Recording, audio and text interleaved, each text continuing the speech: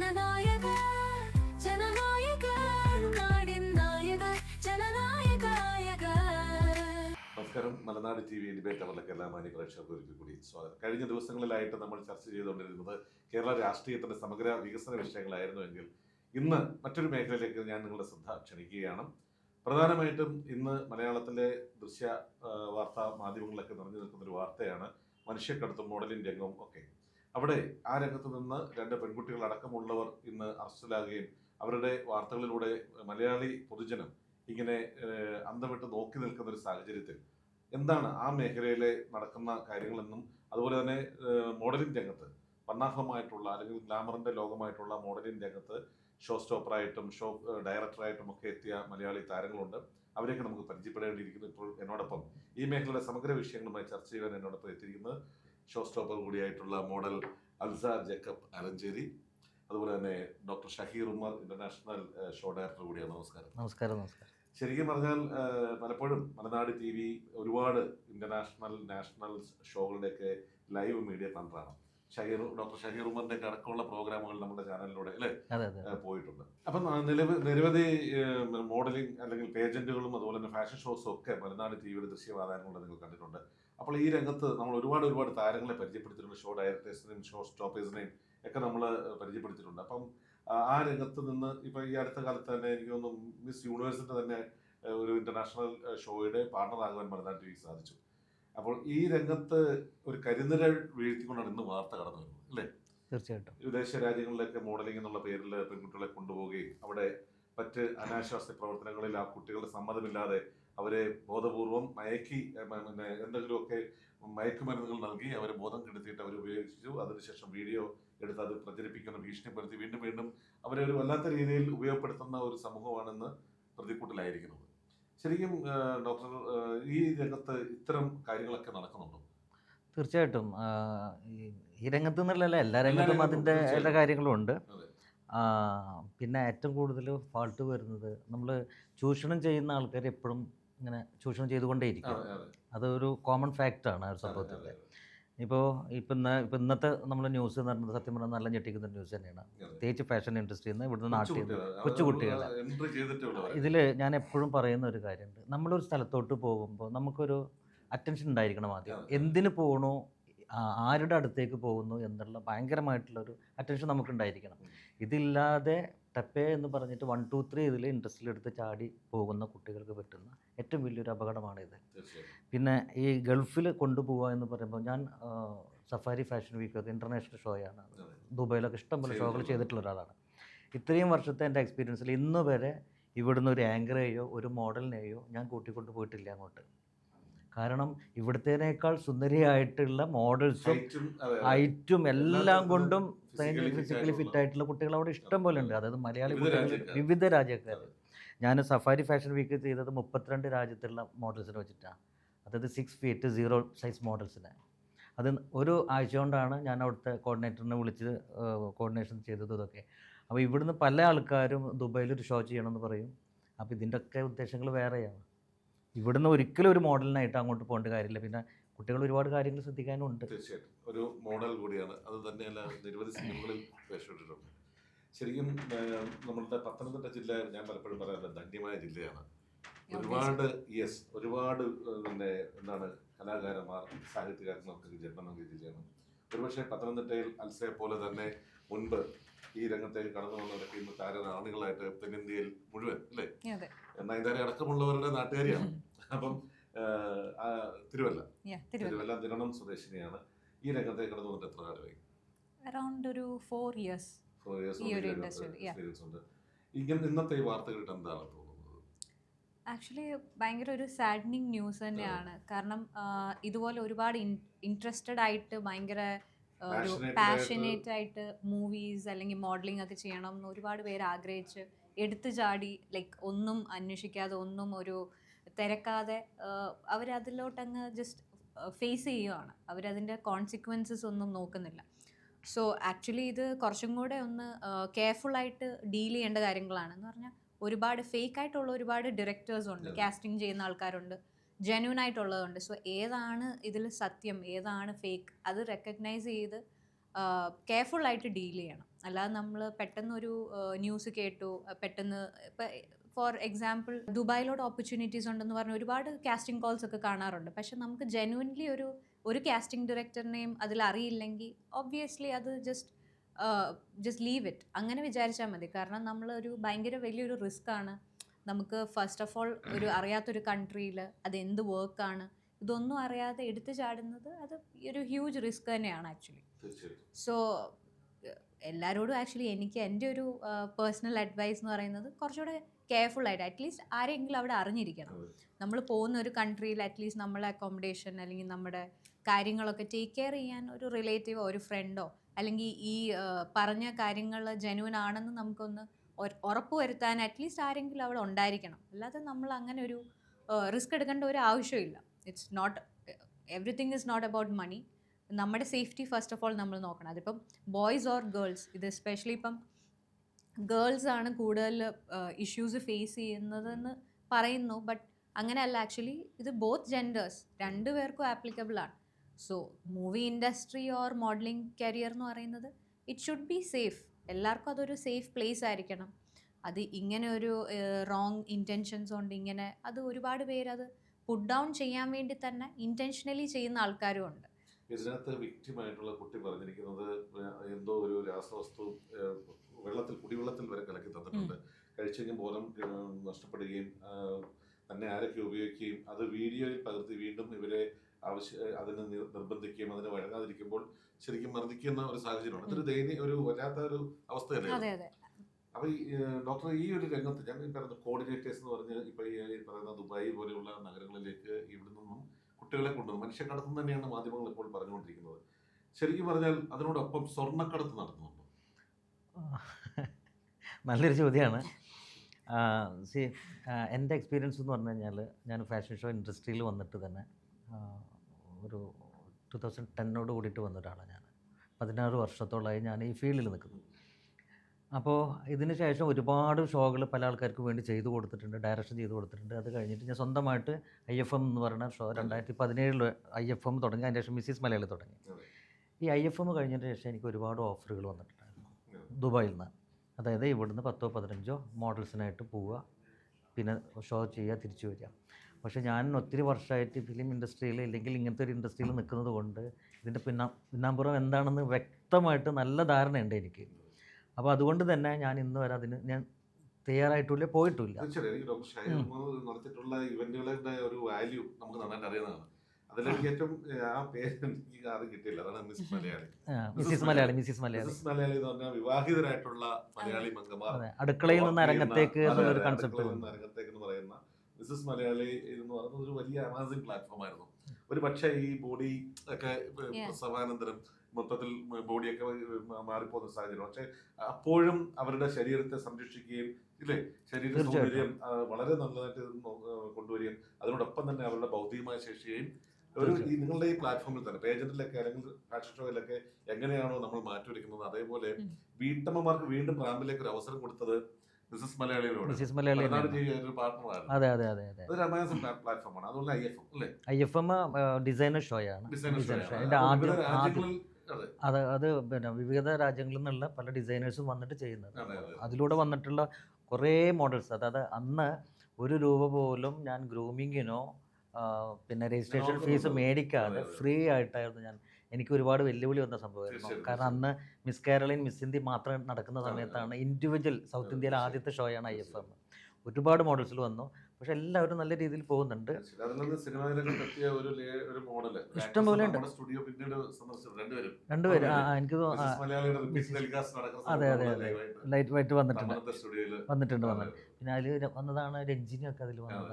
ദൃശ്യം 2 ഡോക്ടർ രഞ്ജിനി, അങ്ങനെ ഒത്തിരി പേര് വന്നിട്ടുണ്ട്. ഒരുപാട് പേര് വന്നിട്ടുണ്ട്. ഇവിടെ ഏറ്റവും കൂടുതൽ നമ്മൾ കാണപ്പെടുന്നത് എന്താണെന്ന് പറയുക, പാരൻസ് ആണ് ഒരു പരിധി വരെ കുട്ടികൾ ഇങ്ങനത്തെ ചെന്ന് പെട്ടുപോകുന്നതിന് പാരൻസും ഒരു പരിധി വരെ കാരണമാണ്. കാരണം എന്താ വെച്ചാൽ പോത്തീസ് കിഡ്സ് ഫാഷൻ ഞാൻ ചെയ്യുന്നുണ്ട്. 5 വർഷമായിട്ട് പോത്തീസ് കിഡ്സ് ഫാഷൻ ഞാനാണ് ചെയ്തുകൊണ്ടിരിക്കുന്നത്.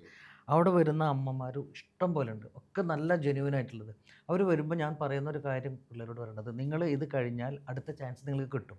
പക്ഷെ പോകുന്നത് എവിടേക്കാണെന്നും ആരാണ് അത് ചെയ്യുന്നതെന്നും വ്യക്തമായിട്ട് നിങ്ങളൊരു ധാരണ ഉണ്ടെങ്കിൽ മാത്രമാണ് നിങ്ങൾ കുട്ടികളെ അവിടെ കൊണ്ടുവിടാൻ പാടുള്ളൂ. കാരണം ഇതിൽ എത്ര പേരുണ്ട്, നമ്മളിപ്പോൾ ഈ 5 പേരിലും ഒരുപോലെ അല്ല എന്ന് പറഞ്ഞ പോലെ നമുക്ക് ആരൊക്കെയാണ് എന്താണെന്നുള്ളത് അറിയാൻ പറ്റില്ല. അതുപോലെ തന്നെയാണ് ഇപ്പോൾ ഈ ഗൾഫിലെ അവസ്ഥ. ഈ ഗൾഫിലേക്ക് ചാടി പുറപ്പെടുമ്പോൾ ഇപ്പോൾ അൽസ പറഞ്ഞ പോലെ വൈ നോട്ട്, ഇന്ന് എല്ലാ നമ്മൾ വിരൽത്തുമ്പിലല്ലേ എല്ലാ ഇതെടുക്കാൻ പറ്റുന്നത്.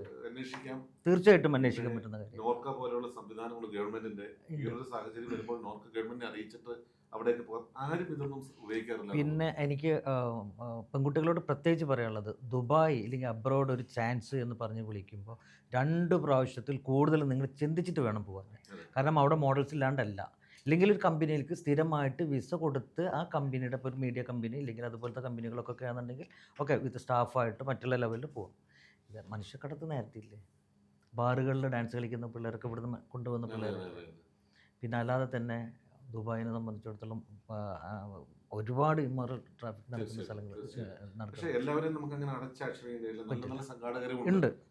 അല്ല ഒരു അല്ല ഉണ്ട്.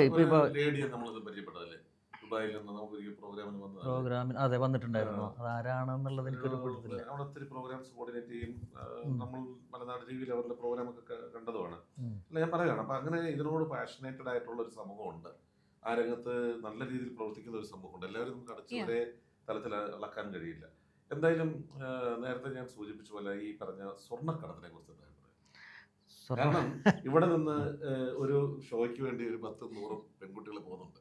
ഇവർക്കൊക്കെ എന്തെങ്കിലും ഇൻവിറ്റേഷൻസ് ഓർണമെന്റ്സ് കൊടുത്ത് വിട്ടാൽ, എൻ്റെ ഒരു ഗസിങ്ങാണ്, അവിടെ നിന്നും തിരിച്ച് അതേ തൂക്കത്തിലുള്ള സ്വർണ്ണാഭരണങ്ങൾ ഇങ്ങോട്ട് ഒരു ഗേറ്റ് ഓപ്പൺ ആണ്. തീർച്ചയായിട്ടും പണ്ട് കലാകാരന്മാരൊക്കെ ഒരു കാലത്ത് സിനിമാ രംഗത്തുള്ളവരെ ഷോയ്ക്ക് വേണ്ടി വിളിക്കുമ്പോൾ സിനിമകളിലൊക്കെ അത് കാണിച്ചിട്ടുണ്ട്. ഒരുപാട് ആൾക്കാർ എന്നെ വിളിച്ചിട്ട് ഷോ ചെയ്യാൻ പറ്റുമെന്ന് ചോദിച്ചിട്ടുണ്ട്. അതായത് ഇവിടുന്ന് മോഡൽസിനായിട്ട് പോവുക, അവർക്കൊന്നുമില്ല ടിക്കറ്റ് കാര്യങ്ങൾ, അവർ ഒരാൾക്ക് ഇത്ര രൂപ വെച്ചിട്ട് അവർ തരും. തിരിച്ചു വരുമ്പോൾ എല്ലാവരുടെ കയ്യിലും ഗോൾഡ് ഉണ്ടായിരിക്കും. സുരക്ഷിതമായിട്ട് അവർ എയർപോർട്ട് ഇറങ്ങി കഴിഞ്ഞാൽ അവർക്ക് കൊടുക്കണം. അത് അവരുണ്ടായിരിക്കും. എന്നോട് ചോദിച്ചു 1-2 തവണ എന്നെ മീറ്റിങ്ങിന് വിളിച്ചിട്ടുണ്ട്. ആദ്യം ഷോ എന്ന് പറഞ്ഞിട്ട് വിളിക്കുന്നത്. അപ്പോൾ നമ്മൾ ഏകദേശം ഷോയുടെ കാര്യങ്ങൾ ഞാൻ ചോദിച്ചു, എന്തിനാ മോഡലിന് കൊണ്ടിട്ട്, അതിൻ്റെ ഒരു ആവശ്യമില്ല. അവിടെ എത്രയോ നല്ല മോഡൽസ് അവിടെ ഉണ്ട്, ഞാൻ കോർഡിനേഷൻ ചെയ്ത് തരാം എന്ന് ഞാൻ പറഞ്ഞു. അല്ല നമുക്ക് കേരള മോഡൽസിന് വേണം. അപ്പോൾ ഞാൻ പറയും മറ്റുള്ള രീതിയിലാണെന്നുണ്ടെങ്കിൽ എനിക്ക് കൊണ്ടുവരാൻ പറ്റില്ല, കാരണം അതിനെനിക്ക് കൂട്ടു നിൽക്കാൻ പറ്റില്ല. പിന്നെ കേരള മോഡൽസ് തന്നെ വേണമെന്നുണ്ടെങ്കിൽ ഓക്കെ, നിങ്ങളത് പിന്നെ അതിനുള്ള പേയ്മെൻറ്റും കാര്യങ്ങളൊക്കെ ഉണ്ടെന്നുണ്ടെങ്കിൽ വരും, ഡീസൻ്റായിട്ട് വരും, ഷോ ചെയ്യും, ഡീസൻ്റായിട്ട് തിരിച്ചു വരും. അപ്പോൾ ഇവരതൊക്കെ മതി എന്ന് പറഞ്ഞ് ഓൾമോസ്റ്റ് എല്ലാ കാര്യങ്ങളൊക്കെ ഉറപ്പിച്ചതിന് ശേഷം പിന്നെ ഫൈനൽ ടോക്കിലേക്ക് പോകുമ്പോഴാണ് തിരിച്ചു പോകുമ്പോൾ ഗോൾഡ് ഇത്തിരി ധൈര്യമുള്ള ആൾക്കാരെ കൊണ്ടുവരണം കേട്ടോ. അപ്പോൾ എന്തിനാ ഗോൾഡ് കൊണ്ടുപോകണം? അപ്പോൾ ഇത് കേൾക്കുമ്പോൾ തന്നെ എൻ്റെ കാലിൻ്റെ മുട്ടൊക്കെ വിറക്കൽ തുടങ്ങും. ശരിയല്ലേ? കാരണം നമുക്കൊന്നും ശരിയല്ലേ? ഇല്ല, ഞാൻ ക്യാൻസൽ ചെയ്തിട്ടുണ്ട്. ഇഷ്ടംപോലെ ഷോകൾ ഞാൻ ക്യാൻസൽ ചെയ്തിട്ടുണ്ട്. ഇവിടെ ഇപ്പൊ ഇന്ന് ഒരു മേക്കപ്പ് ആർട്ടിസ്റ്റ് പോയിരിക്കുന്നത് 4 ലക്ഷം രൂപ അങ്ങോട്ട് കൊടുത്തിട്ടാണെന്ന് പറയുന്നത്. എന്ത് കാര്യത്തിന് എനിക്കത് മനസ്സിലാകുന്നില്ല. ഒരു ഷോയില് ഇപ്പം മേക്കപ്പ് ആർട്ടിസ്റ്റ് ആകട്ടെ, ഷോ സ്റ്റോപ്പർ ആകട്ടെ, അവരൊക്കെ അവരുടെ കഴിവ് തെളിയിക്കാൻ പോകുമ്പോൾ തിരിച്ച് ഇങ്ങോട്ടല്ലേ പ്രതിഫലം കിട്ടുന്നത്. അല്ല, പക്ഷേ ചില ആൾക്കാർ പ്രോമിസ് ചെയ്യുന്നെന്ന് പറഞ്ഞാൽ അതിലൂടെ അവർ ഫേമസ് ആവും. അതിലൂടെ കൊളാബ് ചെയ്ത് കഴിഞ്ഞാൽ ഇപ്പോൾ ഒരു ഷോയിലൂടെ അവർ ഫേമസ് ആയി. ഫോർ എക്സാമ്പിൾ ഒരു മോഡൽ ഫേമസ് ആയി അല്ലെങ്കിൽ ഒരു മേക്കപ്പ് ആർട്ടിസ്റ്റ് ഫേമസ് ആയി കഴിഞ്ഞാൽ പിന്നെ അവർ പിന്നെ വേറൊരു അവർ റെപ്യൂട്ടഡ് ആയി എന്ന് എങ്ങനെയെങ്കിലും ആ ഒരു പേസിലേക്ക് എത്തണം എന്നുള്ളൊരു ഇതിലാണ്. എത്രയും പെട്ടെന്നൊന്ന് ഫെയിം കിട്ടണം, അങ്ങനെയുള്ളൊരു ഗ്രീഡിലൂടെയാണ് ആൾക്കാർ ആക്ച്വലി പല രീതിയിലും ഇങ്ങനെ പെട്ടുപോകുന്നത്, ഒരു അവസ്ഥയിൽ ആക്ച്വലി വരുന്നത്. ഇത് ശരിക്കും സംഘാടകർ പോലും ചിലപ്പോൾ അറിയുന്നുണ്ടാവില്ല ഇത്രയും ക്യാഷ് മേടിക്കണം. UAE പോകാൻ 2.5 ലക്ഷം രൂപയുടെ ആവശ്യമുണ്ടോ? ഫ്ലൈറ്റ് ടിക്കറ്റ് ഇപ്പോൾ ഈ യുദ്ധമുള്ള കാരണം കുറച്ച് ഫ്ലൈറ്റ് ടിക്കറ്റ് കുറച്ച് ഹൈ ആയിട്ട് നിൽക്കുന്നുണ്ട്. മറ്റത് 300 ദിർഹംസ് ആയിട്ടുള്ളൂ തോന്നുന്നു ഒരു വിസ എടുക്കാൻ. 6000 രൂപ 7000 10,000 രൂപയുടെ താഴെ വിസയും കിട്ടി ടിക്കറ്റും ആയി കഴിഞ്ഞ് കഴിഞ്ഞാൽ എന്തായാലും ഒരു 50,000 ഉണ്ടെങ്കിൽ പോയി വരാം. അങ്ങനെ ഒരു സമയത്ത് പിന്നെ ഇവർ നോക്കുന്നത് എന്താണെന്ന് കഴിഞ്ഞാൽ ഇവർ കൊടുക്കുന്ന ഇപ്പോഴത്തെ പ്രശ്നം എന്താണെന്ന് പറഞ്ഞു കഴിഞ്ഞാൽ അവിടുത്തെ മെയിൻ സെലിബ്രിറ്റീസ് ഇല്ലെങ്കിൽ ഇവിടുത്തെ നല്ല സെലിബ്രിറ്റീസിനെ കൊണ്ട് ദുബായിൽ ഇങ്ങനെ ഒരു ഷോ വരുന്നു എന്ന് പറഞ്ഞിട്ട് ഒരു അനൗൺസ് ചെയ്യിപ്പിക്കുക, അഡ്വർടൈസ്മെൻറ്റ് കൊടുക്കുകയാണ്. അപ്പോൾ ഇത് ഇപ്പോൾ ഞാനൊരു പ്രോഗ്രാമിന് ദുബായിൽ പോയി എന്ന് വിചാരിക്കുക. ഇപ്പോൾ നിങ്ങൾ സാറ് വന്നിട്ട് എന്നോട് പറയുകയാണ് ഒരു ചെറിയൊരു ബൈറ്റ് എനിക്ക് തരും, ഒരു ഞങ്ങളൊരു ഷോ വരുന്നുണ്ട്, ഒന്ന് അതിനെ കുറിച്ചിട്ട് പറയുന്നത് വെച്ചാൽ അവിടെ പോകുന്ന ആർട്ടിസ്റ്റൊക്കെ അതിനെ കുറിച്ചിട്ട് പറയും. ശരിയല്ലേ? അതിനൊരു രൂപ അവർക്ക് ചിലവില്ല. ഇവരിത് ബൂസ്റ്റ് ചെയ്തിട്ട് വെച്ചിട്ട് നോക്കുമ്പോൾ ഈ പോകുന്ന കാശ് കൊടുക്കുന്നവരെ സംബന്ധിച്ചിടത്തോളം ഒരു ഇൻ്റർനാഷണൽ വേദിയിൽ ചെന്ന് കയറാനുള്ളൊരു അവസരമാണ്. ഈ 4-5 ലക്ഷം രൂപ അങ്ങോട്ട് കൊടുക്കണമെന്ന് പറഞ്ഞു കഴിഞ്ഞാൽ അവർ നോക്കുന്നത് ഒന്ന് ഗൾഫ് വിദേശത്ത് പോവാം എന്നുള്ള അവിടുത്തെ ഒരു എൻട്രി. സെക്കൻഡ് ഇവർ വിചാരിക്കുന്നത് അവിടെ ഭയങ്കരമായിട്ടുള്ള ഒരു ഇൻ്റർനാഷണൽ സ്റ്റേജ് ആയിരിക്കും എന്നൊക്കെ വിചാരിക്കുന്നത്, മനസ്സിലായില്ലേ? അപ്പോൾ അതിലൊന്ന് കയറി നിന്ന് ഞാൻ ദുബായിൽ പോയിട്ട് ഇത് മേടിച്ചു എന്ന് പറയാൻ കിട്ടുന്ന, സത്യം പറഞ്ഞു കഴിഞ്ഞാൽ ഇവിടെ നടക്കുന്ന ലോക്കൽ ഷോകൾ അതുപോലെ തന്നെ അവിടെ നടക്കുന്നത്. പിന്നെ ഒരു എൻട്രി അത് കിട്ടിക്കഴിഞ്ഞാൽ അവർ വിചാരിക്കുന്നത് ദുബായിൽ പോയിട്ട് മേക്കപ്പ് ചെയ്ത് കഴിഞ്ഞാൽ പിന്നെ കേരളത്തിലെ എല്ലാ മേക്കപ്പും അവർക്ക് കിട്ടുന്ന ഒരു ധാരണയാണ്. വെറുതെയാണ് സത്യം പറഞ്ഞാൽ ആ ധാരണ. ടാലന്റ് ഉണ്ടെങ്കിൽ എത്ര എത്ര എത്ര എത്ര മേക്കപ്പ് ആർട്ടിസ്റ്റുകൾ, ഒരു കാര്യമില്ല.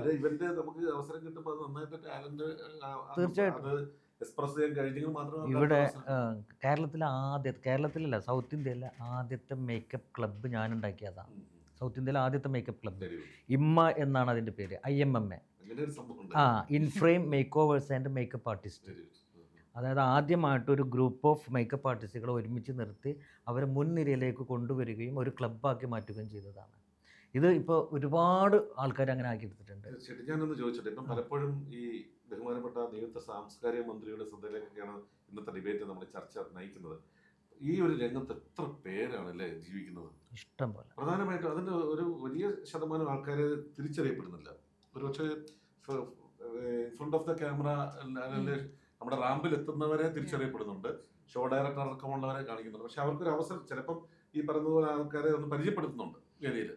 എന്നാലും പക്ഷെ ഒരു ഈ പറഞ്ഞതുപോലെ അവർക്കൊരു ചർച്ച ചെയ്യുന്നതിന് അവരുടെ ആവശ്യങ്ങൾക്ക് വേണ്ടിയുള്ള ഒരു ഞാൻ ഈ സംഭവം ഞാൻ അന്ന് 2017 ഞാൻ ഈ ഇമ്മ രൂപീകരിക്കുന്നത്. അതുവരെ ഒരു മേക്കപ്പ് ആർട്ടിസ്റ്റിന് വേണം ഇപ്പം ഇല്ല, എല്ലാ കുട്ടികളെ സുന്ദരിയാക്കി ഫ്രണ്ടിലോട്ട് വിടുന്ന ഇവർക്ക് ഒരു അംഗീകാരം കിട്ടുന്നില്ല. അപ്പോൾ ഞാൻ മേക്കപ്പ് ആർട്ടിസ്റ്റുകൾ ആദ്യമായിട്ട് ഞാൻ മെറൈൻ ഡ്രൈവിൽ വെച്ചിട്ടാണ് എൻ്റെ ഷോ നടക്കുന്നത്. അപ്പോൾ ഞാൻ മേക്കപ്പ് ആർട്ടിസ്റ്റുകൾ ഓരോരുത്തരും ഇൻഡിവിജ്വലി വിളിച്ചിട്ട് ഞാൻ മൊമെൻറ്റോ കൊടുക്കുകയാണ് എല്ലാവർക്കും. സത്യമാണ്, അന്ന് അവർ കണ്ണ് നിറഞ്ഞത് ഇന്നും എൻ്റെ മനസ്സിലുണ്ട്. അങ്ങനെയാണ് എനിക്ക് കാരണം ആരും അംഗീകരിക്കുന്നില്ല. പിന്നെ എന്തുകൊണ്ട് അവരെത്തുന്നില്ല എന്നുള്ളത് അത് രണ്ടാമത്തെ കാര്യം. ഇത് കഴിവുണ്ട് അത്യാവശ്യം, ശരിക്കൊരു കല തന്നെയാണ് മേക്കപ്പ്. കാരണം ഇന്നിപ്പോൾ ഒരു ബ്രൈഡൽ മേക്കപ്പിന് വേണ്ടിയിട്ട് ആദ്യം നോക്കുന്നത് അവരുടെ പിന്നെ സോഷ്യൽ മീഡിയ ഫോളോവേഴ്സിനെയാണ് ആദ്യം ഒരു ബ്രൈഡൽ നോക്കുന്നത്. അവരാണ് സെലക്ട് ചെയ്യുന്നത്, വിളിച്ച് ബുക്ക് ചെയ്ത് മേക്കപ്പ് ആർട്ടിസ്റ്റിൻ്റെ ഡേറ്റ് എടുത്തതിന് ശേഷമാണ് ഹോള് ബുക്ക് ചെയ്യുന്നത്. ഇഷ്ടം പോലെ ഉണ്ട്, ഇഷ്ടം പോലെ. പട്ടൺ റഷീദ് സാറിന് മാത്രമല്ല, ഇവിടെ ലക്ഷ്മി മേനോൻ മാഡം ഉണ്ട്, അവരുടെ അക്കാദമി ഉണ്ട്, ഒത്തിരി അക്കാദമികളുണ്ട്, ഒരുപാട് അവസരങ്ങളുണ്ട്. പക്ഷേ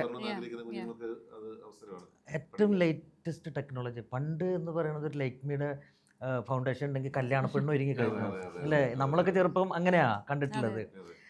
ഇന്ന് അങ്ങനെയല്ല. ഇന്ന് HD മേക്കപ്പ്, പല രീതിയിലുള്ള മേക്കപ്പ് ട്രീറ്റ്മെൻറ്റ്, കൊറിയൻ ട്രീറ്റ്മെൻറ്റ്, അങ്ങനെയുള്ള അത് പഠിച്ച് കറക്റ്റ് അവർ യൂസ് ചെയ്യുകയാണെന്നുണ്ടെങ്കിൽ ഒരു ദുബൈയിൽ പോകേണ്ട കാര്യമില്ല. ഈ പണ്ടത്തെ ഇപ്പോഴും നമ്മൾ പലപ്പോഴും മേക്കപ്പ് ചെയ്താൽ അറിയരുത് അല്ലേ? സ്കിൻ ടോൺ, ആ സ്കിൻ ടോണിനനുസരിച്ച് മേക്കപ്പ് ചെയ്യണം.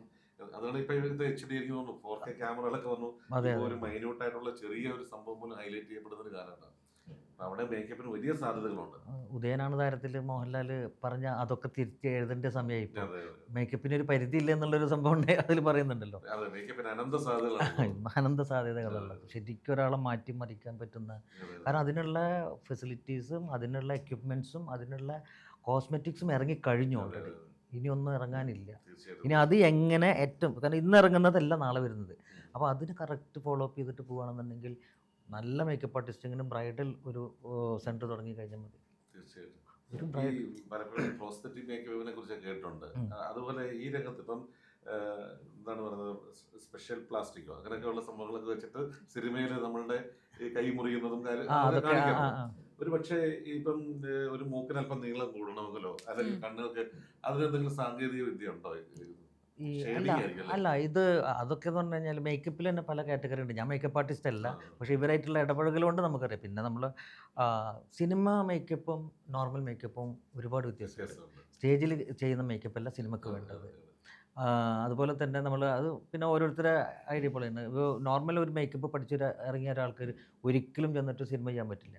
അവർ പതുക്കെ ബ്രൈഡലൊക്കെ ചെയ്ത്, അതുപോലെ മോഡൽസിന് ചെയ്യുന്നതും വ്യത്യാസമുണ്ട്. സ്റ്റേജിന് ഇതിന് ചെയ്യുന്ന സമയത്ത് റാമ്പിലൊക്കെ ചെയ്യുമ്പോൾ അത് വേറെ മേക്കപ്പാണ്. അപ്പോൾ ഇതെല്ലാം അറിഞ്ഞിരിക്കണം ഒരു മേക്കപ്പ് ആർട്ടിസ്റ്റ്. ഒരിക്കലും സിനിമയിലൊന്നും സാധാ മേക്കപ്പ് പഠിച്ചിട്ടൊന്നും ഒരിക്കലും സിനിമയിൽ ചെയ്യാൻ പറ്റില്ല. എന്തായാലും ഈ രംഗത്തുള്ള മേക്കപ്പ് ആർട്ടിസ്റ്റുകളുടെ ഒരു കൂട്ടായ്മയ്ക്ക് ഒഴുക്കിയത് അല്ലേ? അതെ, അവർക്ക് തീർച്ചയായും. വേണ്ടി ഒന്ന് ശബ്ദിച്ചത് ആദ്യമായിട്ട് എനിക്ക് തോന്നുന്നു ഡോക്ടർ ഷഹീറാണ്. ശബ്ദിക്കല്ല, ഞാനൊരു മാതൃകയാക്കി എല്ലാവർക്കും ഇങ്ങനെ ചെയ്യാം. ഒരു ഗ്രൂപ്പായിട്ട് നിന്ന് കഴിഞ്ഞ് കഴിഞ്ഞാൽ അവർക്ക് എല്ലാ ശരിക്കും ഒരു അക്രഡിറ്റേഷനും മറ്റുള്ള കാര്യങ്ങളും അവര് ജോലി ചെയ്യുന്നു, അന്നത്തെ ആ പണം കിട്ടുന്നു, ജീവിക്കുന്നു. ഈ അതിനുശേഷം മറ്റ് ഇതര മേഖലയിലുള്ളതുപോലെ ഇപ്പം കലാകാരന്മാരുടെ സംഘടനകൾ അല്ലെങ്കിൽ ഗവൺമെന്റിന്റെ ഒരു പിന്നെ എന്താ പറയുന്നത് ഏതെങ്കിലും ഒരു തരത്തിലുള്ള ഒരു പിന്നെ എന്താ പെൻഷനോ അല്ലെങ്കിൽ അതിനൊന്നും ഒരു ഇതുമില്ല. അവർക്ക് അസോസിയേഷൻ ഉണ്ട്. ആ. ഓൾ കേരള ബ്യൂട്ടീഷ്യൻ അസോസിയേഷൻസ് ഉണ്ട്. ഇപ്പൊ വന്നിട്ടുണ്ട്. അല്ല, നേരത്തെ ഉണ്ട്, അതിലുണ്ട്. ഓണേഴ്സ് അസോസിയേഷൻ ഉണ്ട്. ഇപ്പോൾ ഞാൻ തൃശ്ശൂർ BPOS ഉണ്ട്, അതായത് ബ്യൂട്ടി പാർലർ ഓണേഴ്സ് സമിതി. അതിൻ്റെ സ്ഥിരം ബ്രൈഡൽ ഷോ, ഇതൊരു വലിയ ഷോ. ക്ഷേമനിധി അടക്കമുള്ള കാര്യങ്ങളൊക്കെ ഉണ്ടോന്നാണ് ഞാൻ ചോദിക്കുന്നത്. ഗവൺമെന്റിന്റേതായിട്ടുള്ള ഈ ഞാൻ കേട്ടിടത്തോളം ഒരാൾക്ക് 1 രൂപ പോലും ഒരു സഹായം എവിടുന്ന് കിട്ടുന്നില്ല. കിട്ടുന്നില്ല, അതാണ് ഞാൻ ചോദിച്ചത്. പല മേക്കപ്പ് ആർട്ടിസ്റ്റുകളും കോവിഡ് സമയത്ത് അവർ ശരിക്കും പ്രയത്നിച്ചിട്ടുണ്ട്, അതെ, പൂട്ടിയിട്ട് പിന്നെ അത് വേറെ തുറക്കാൻ ജോലിയൊക്കെ ചെയ്യേണ്ടി വരും. ചെയ്യേണ്ടി വന്നിട്ടുണ്ട്. പിന്നെ നമ്മളറിയുന്ന ഒത്തിരി പേര് അതിൻ്റെ ഫ്രണ്ടിൽ നിന്നിട്ട് പിന്നെ തിരുവനന്തപുരത്തൊക്കെ പോയിട്ട് സമരം ചെയ്തിട്ടൊക്കെ അതിനുള്ള കാര്യങ്ങളൊക്കെ ചെയ്തു കൊടുത്തിട്ടുണ്ട്. പക്ഷെ 1 രൂപ അവർക്ക് ആർക്കും ഒരു സംഭവങ്ങൾ കൊടുക്കുന്നതായിട്ട് അറിഞ്ഞിട്ടില്ല. സംഘടനയ്ക്ക് അംഗബലം കുറവുള്ളതാണ്. അതെ, അത് സംഘടനയിലുള്ള ആൾക്കാരും കൊടുക്കുന്നില്ല എന്നുള്ളതാണ് എനിക്ക് കിട്ടിയിട്ടുള്ളത്. കാരണം ഞാൻ പല സംഘടനയ്ക്കും വേണ്ടിയിട്ട് ഞാൻ ഷോകൾ ചെയ്യുന്നുണ്ട്. ബ്രൈഡൽ മെഗാ ഷോ, ബ്രൈഡൽ മന്ത്ര എന്നൊക്കെ പറഞ്ഞിട്ട് പല സംഭവങ്ങളും ഞാൻ ചെയ്യുന്നുണ്ട്. പക്ഷെ അവരാരും പറഞ്ഞു കേട്ടിട്ടില്ല. ഞങ്ങൾ അവർ വർഷം പ്രസിഡന്റ് സെക്രട്ടറി മാറി മാറി പോകാമെന്നല്ലാതെ അവരൊരു ഷോ ചെയ്യാനോ നല്ലൊരു ഷോ ചെയ്യാൻ നോക്കുക എന്നല്ലാതെ അതിൽ നിന്ന് അതിലുള്ള ആൾക്കാർക്ക് എന്തെങ്കിലും കൊടുക്കുക എന്ന് പറയുന്നത് ആരും കേട്ടിട്ടില്ല. ഗവൺമെൻറ്റിൻ്റെ ഭാഗത്തുനിന്ന് അങ്ങനെ ഒരു അംഗീകാരം ഉണ്ടായിട്ടില്ല. തീർച്ചയായിട്ടും. മനസ്സിലാക്കില്ല. തിരുവല്ല എന്ന് പറയുന്നത് ഒരു നമ്മുടെ ഗ്രാമീണ മേഖലയാണെന്ന് വേണേൽ പറയാം അല്ലേ? വലിയ ഒരു മെട്രോപൊളിറ്റൻ സിറ്റിയോ എന്നും ഇതുപോലുള്ള ഷോസ് നടക്കുന്ന സ്ഥലമൊന്നും അല്ല. എങ്ങനെയാണ് ഇങ്ങനെ ഒരു മായിക ലോകത്തേക്ക് എത്തിയത്, ഗ്ലാമറിന്റെ വേൾഡിലേക്ക് എത്തിയത്? ആക്ച്വലി കോളേജ് ടൈമിലാണ് ഞാൻ എനിക്ക് കുറച്ചുകൂടെ ഒരു എക്സ്പോഷർ കിട്ടിയത്. Okay. ലൈക്ക് നമ്മുടെ കോളേജ് ലക്കിലി ഒരുപാട് പ്രൊമോട്ട് ചെയ്യുന്ന ഒരു Very good, കോളേജാണ്. very good. Like Extracurricular extra co activities. Curricular activities like sports, പിന്നെ മ്യൂസിക് കോമ്പറ്റീഷൻസ്, അതുപോലെ ഫാഷൻ ഷോസ്. സോ ഞാൻ പഠിച്ചുകൊണ്ടിരിക്കുന്ന ടൈമിൽ തന്നെ ഫാഷൻ ഷോസിനൊക്കെ ഒരുപാട് എക്സ്പോഷർ ഉണ്ടായിരുന്നു. സോ ആ ടൈമിൽ പഠിക്കുന്ന ആ ഒരു ടൈമിൽ തന്നെ കുസാറ്റിൽ വെച്ചിട്ടൊരു ഇൻ്റർ സ്റ്റേറ്റ് കോമ്പറ്റീഷൻസ് ഒക്കെ ഉണ്ടായിരുന്നു. സോ അങ്ങനെ നമ്മുടെ കോളേജിന് അതിലൊരു ഫസ്റ്റ് പ്രൈസ് കിട്ടി, അതിൽ റെപ്രസെൻറ്റ് ചെയ്തു. സോ അങ്ങനെ ഞങ്ങളൊരു ടീം അറൗണ്ട് ഒരു 14 മെമ്പേഴ്സ് ഉണ്ടായിരുന്നു. സോ അങ്ങനെ ഒരു ട്രോഫി പ്ലസ് ക്യാഷ് അവാർഡൊക്കെ കിട്ടിയിരുന്നു. പിന്നെ ഫ്രണ്ട്സും ഒക്കെ കുറേ പേര് ഇതിൽ തന്നെ ക്രിയേറ്റീവ് ഇൻഡസ്ട്രിയിലുണ്ടായിരുന്നു. ആക്ടിങ് പാഷനേറ്റ് ആയിട്ടുള്ളവരുണ്ടായിരുന്നു, ആക്ടേഴ്സ് ഉണ്ടായിരുന്നു. അങ്ങനെ ഒരു ഓപ്പർച്യൂണിറ്റി വന്നു. സോ അങ്ങനെ like I thought why not, അങ്ങനെ ഒരു നമ്മുടെ പ്രയത്നം ഉണ്ടല്ലോ. yeah. ചെറിയൊരു ജേണിയല്ലല്ലോ അല്ലേ? ഇപ്പൊ ഒരു 4 വർഷമായെന്ന് പറഞ്ഞു. Yeah. 4 വർഷം കൊണ്ട് ഒരു മികച്ച ഒരു ഷോ സ്റ്റോപ്പർ ആകാൻ നമുക്ക് സാധിച്ചു. Yeah. ട്രെയിനിങ് ഒക്കെ എങ്ങനെയായിരുന്നു? ട്രെയിനിങ് ഈ കൊറിയോഗ്രാഫിക്ക് ഒരു വലിയ സാധ്യതയുണ്ടല്ലോ. ആക്ച്വലി കൊറിയോഗ്രാഫേഴ്സ് ഒരു അറൗണ്ട് 2 കൊറിയോഗ്രാഫേഴ്സ് ഉണ്ടായിരുന്നു നമുക്ക് ആ ടൈമിൽ. അതൊരു കോമ്പറ്റീഷൻ ആയിരുന്നു. സോ അതിൽ ബെസ്റ്റ് വെൽ ട്രെയിൻഡ് ആയിട്ടുള്ള 2 കൊറിയോഗ്രാഫേഴ്സ് ഉണ്ടായിരുന്നു. അവരാണ് നമ്മളെ ഇതിലെല്ലാം ഗൈഡ് ചെയ്തത്. പിന്നീട് I was in to acting, പിന്നെ മോഡലിംഗ്, അഡ്വർടൈസിങ്, ആ ഒരു ഇൻഡസ്ട്രിയിലേക്ക് ഞാൻ മാറിയിരുന്നു.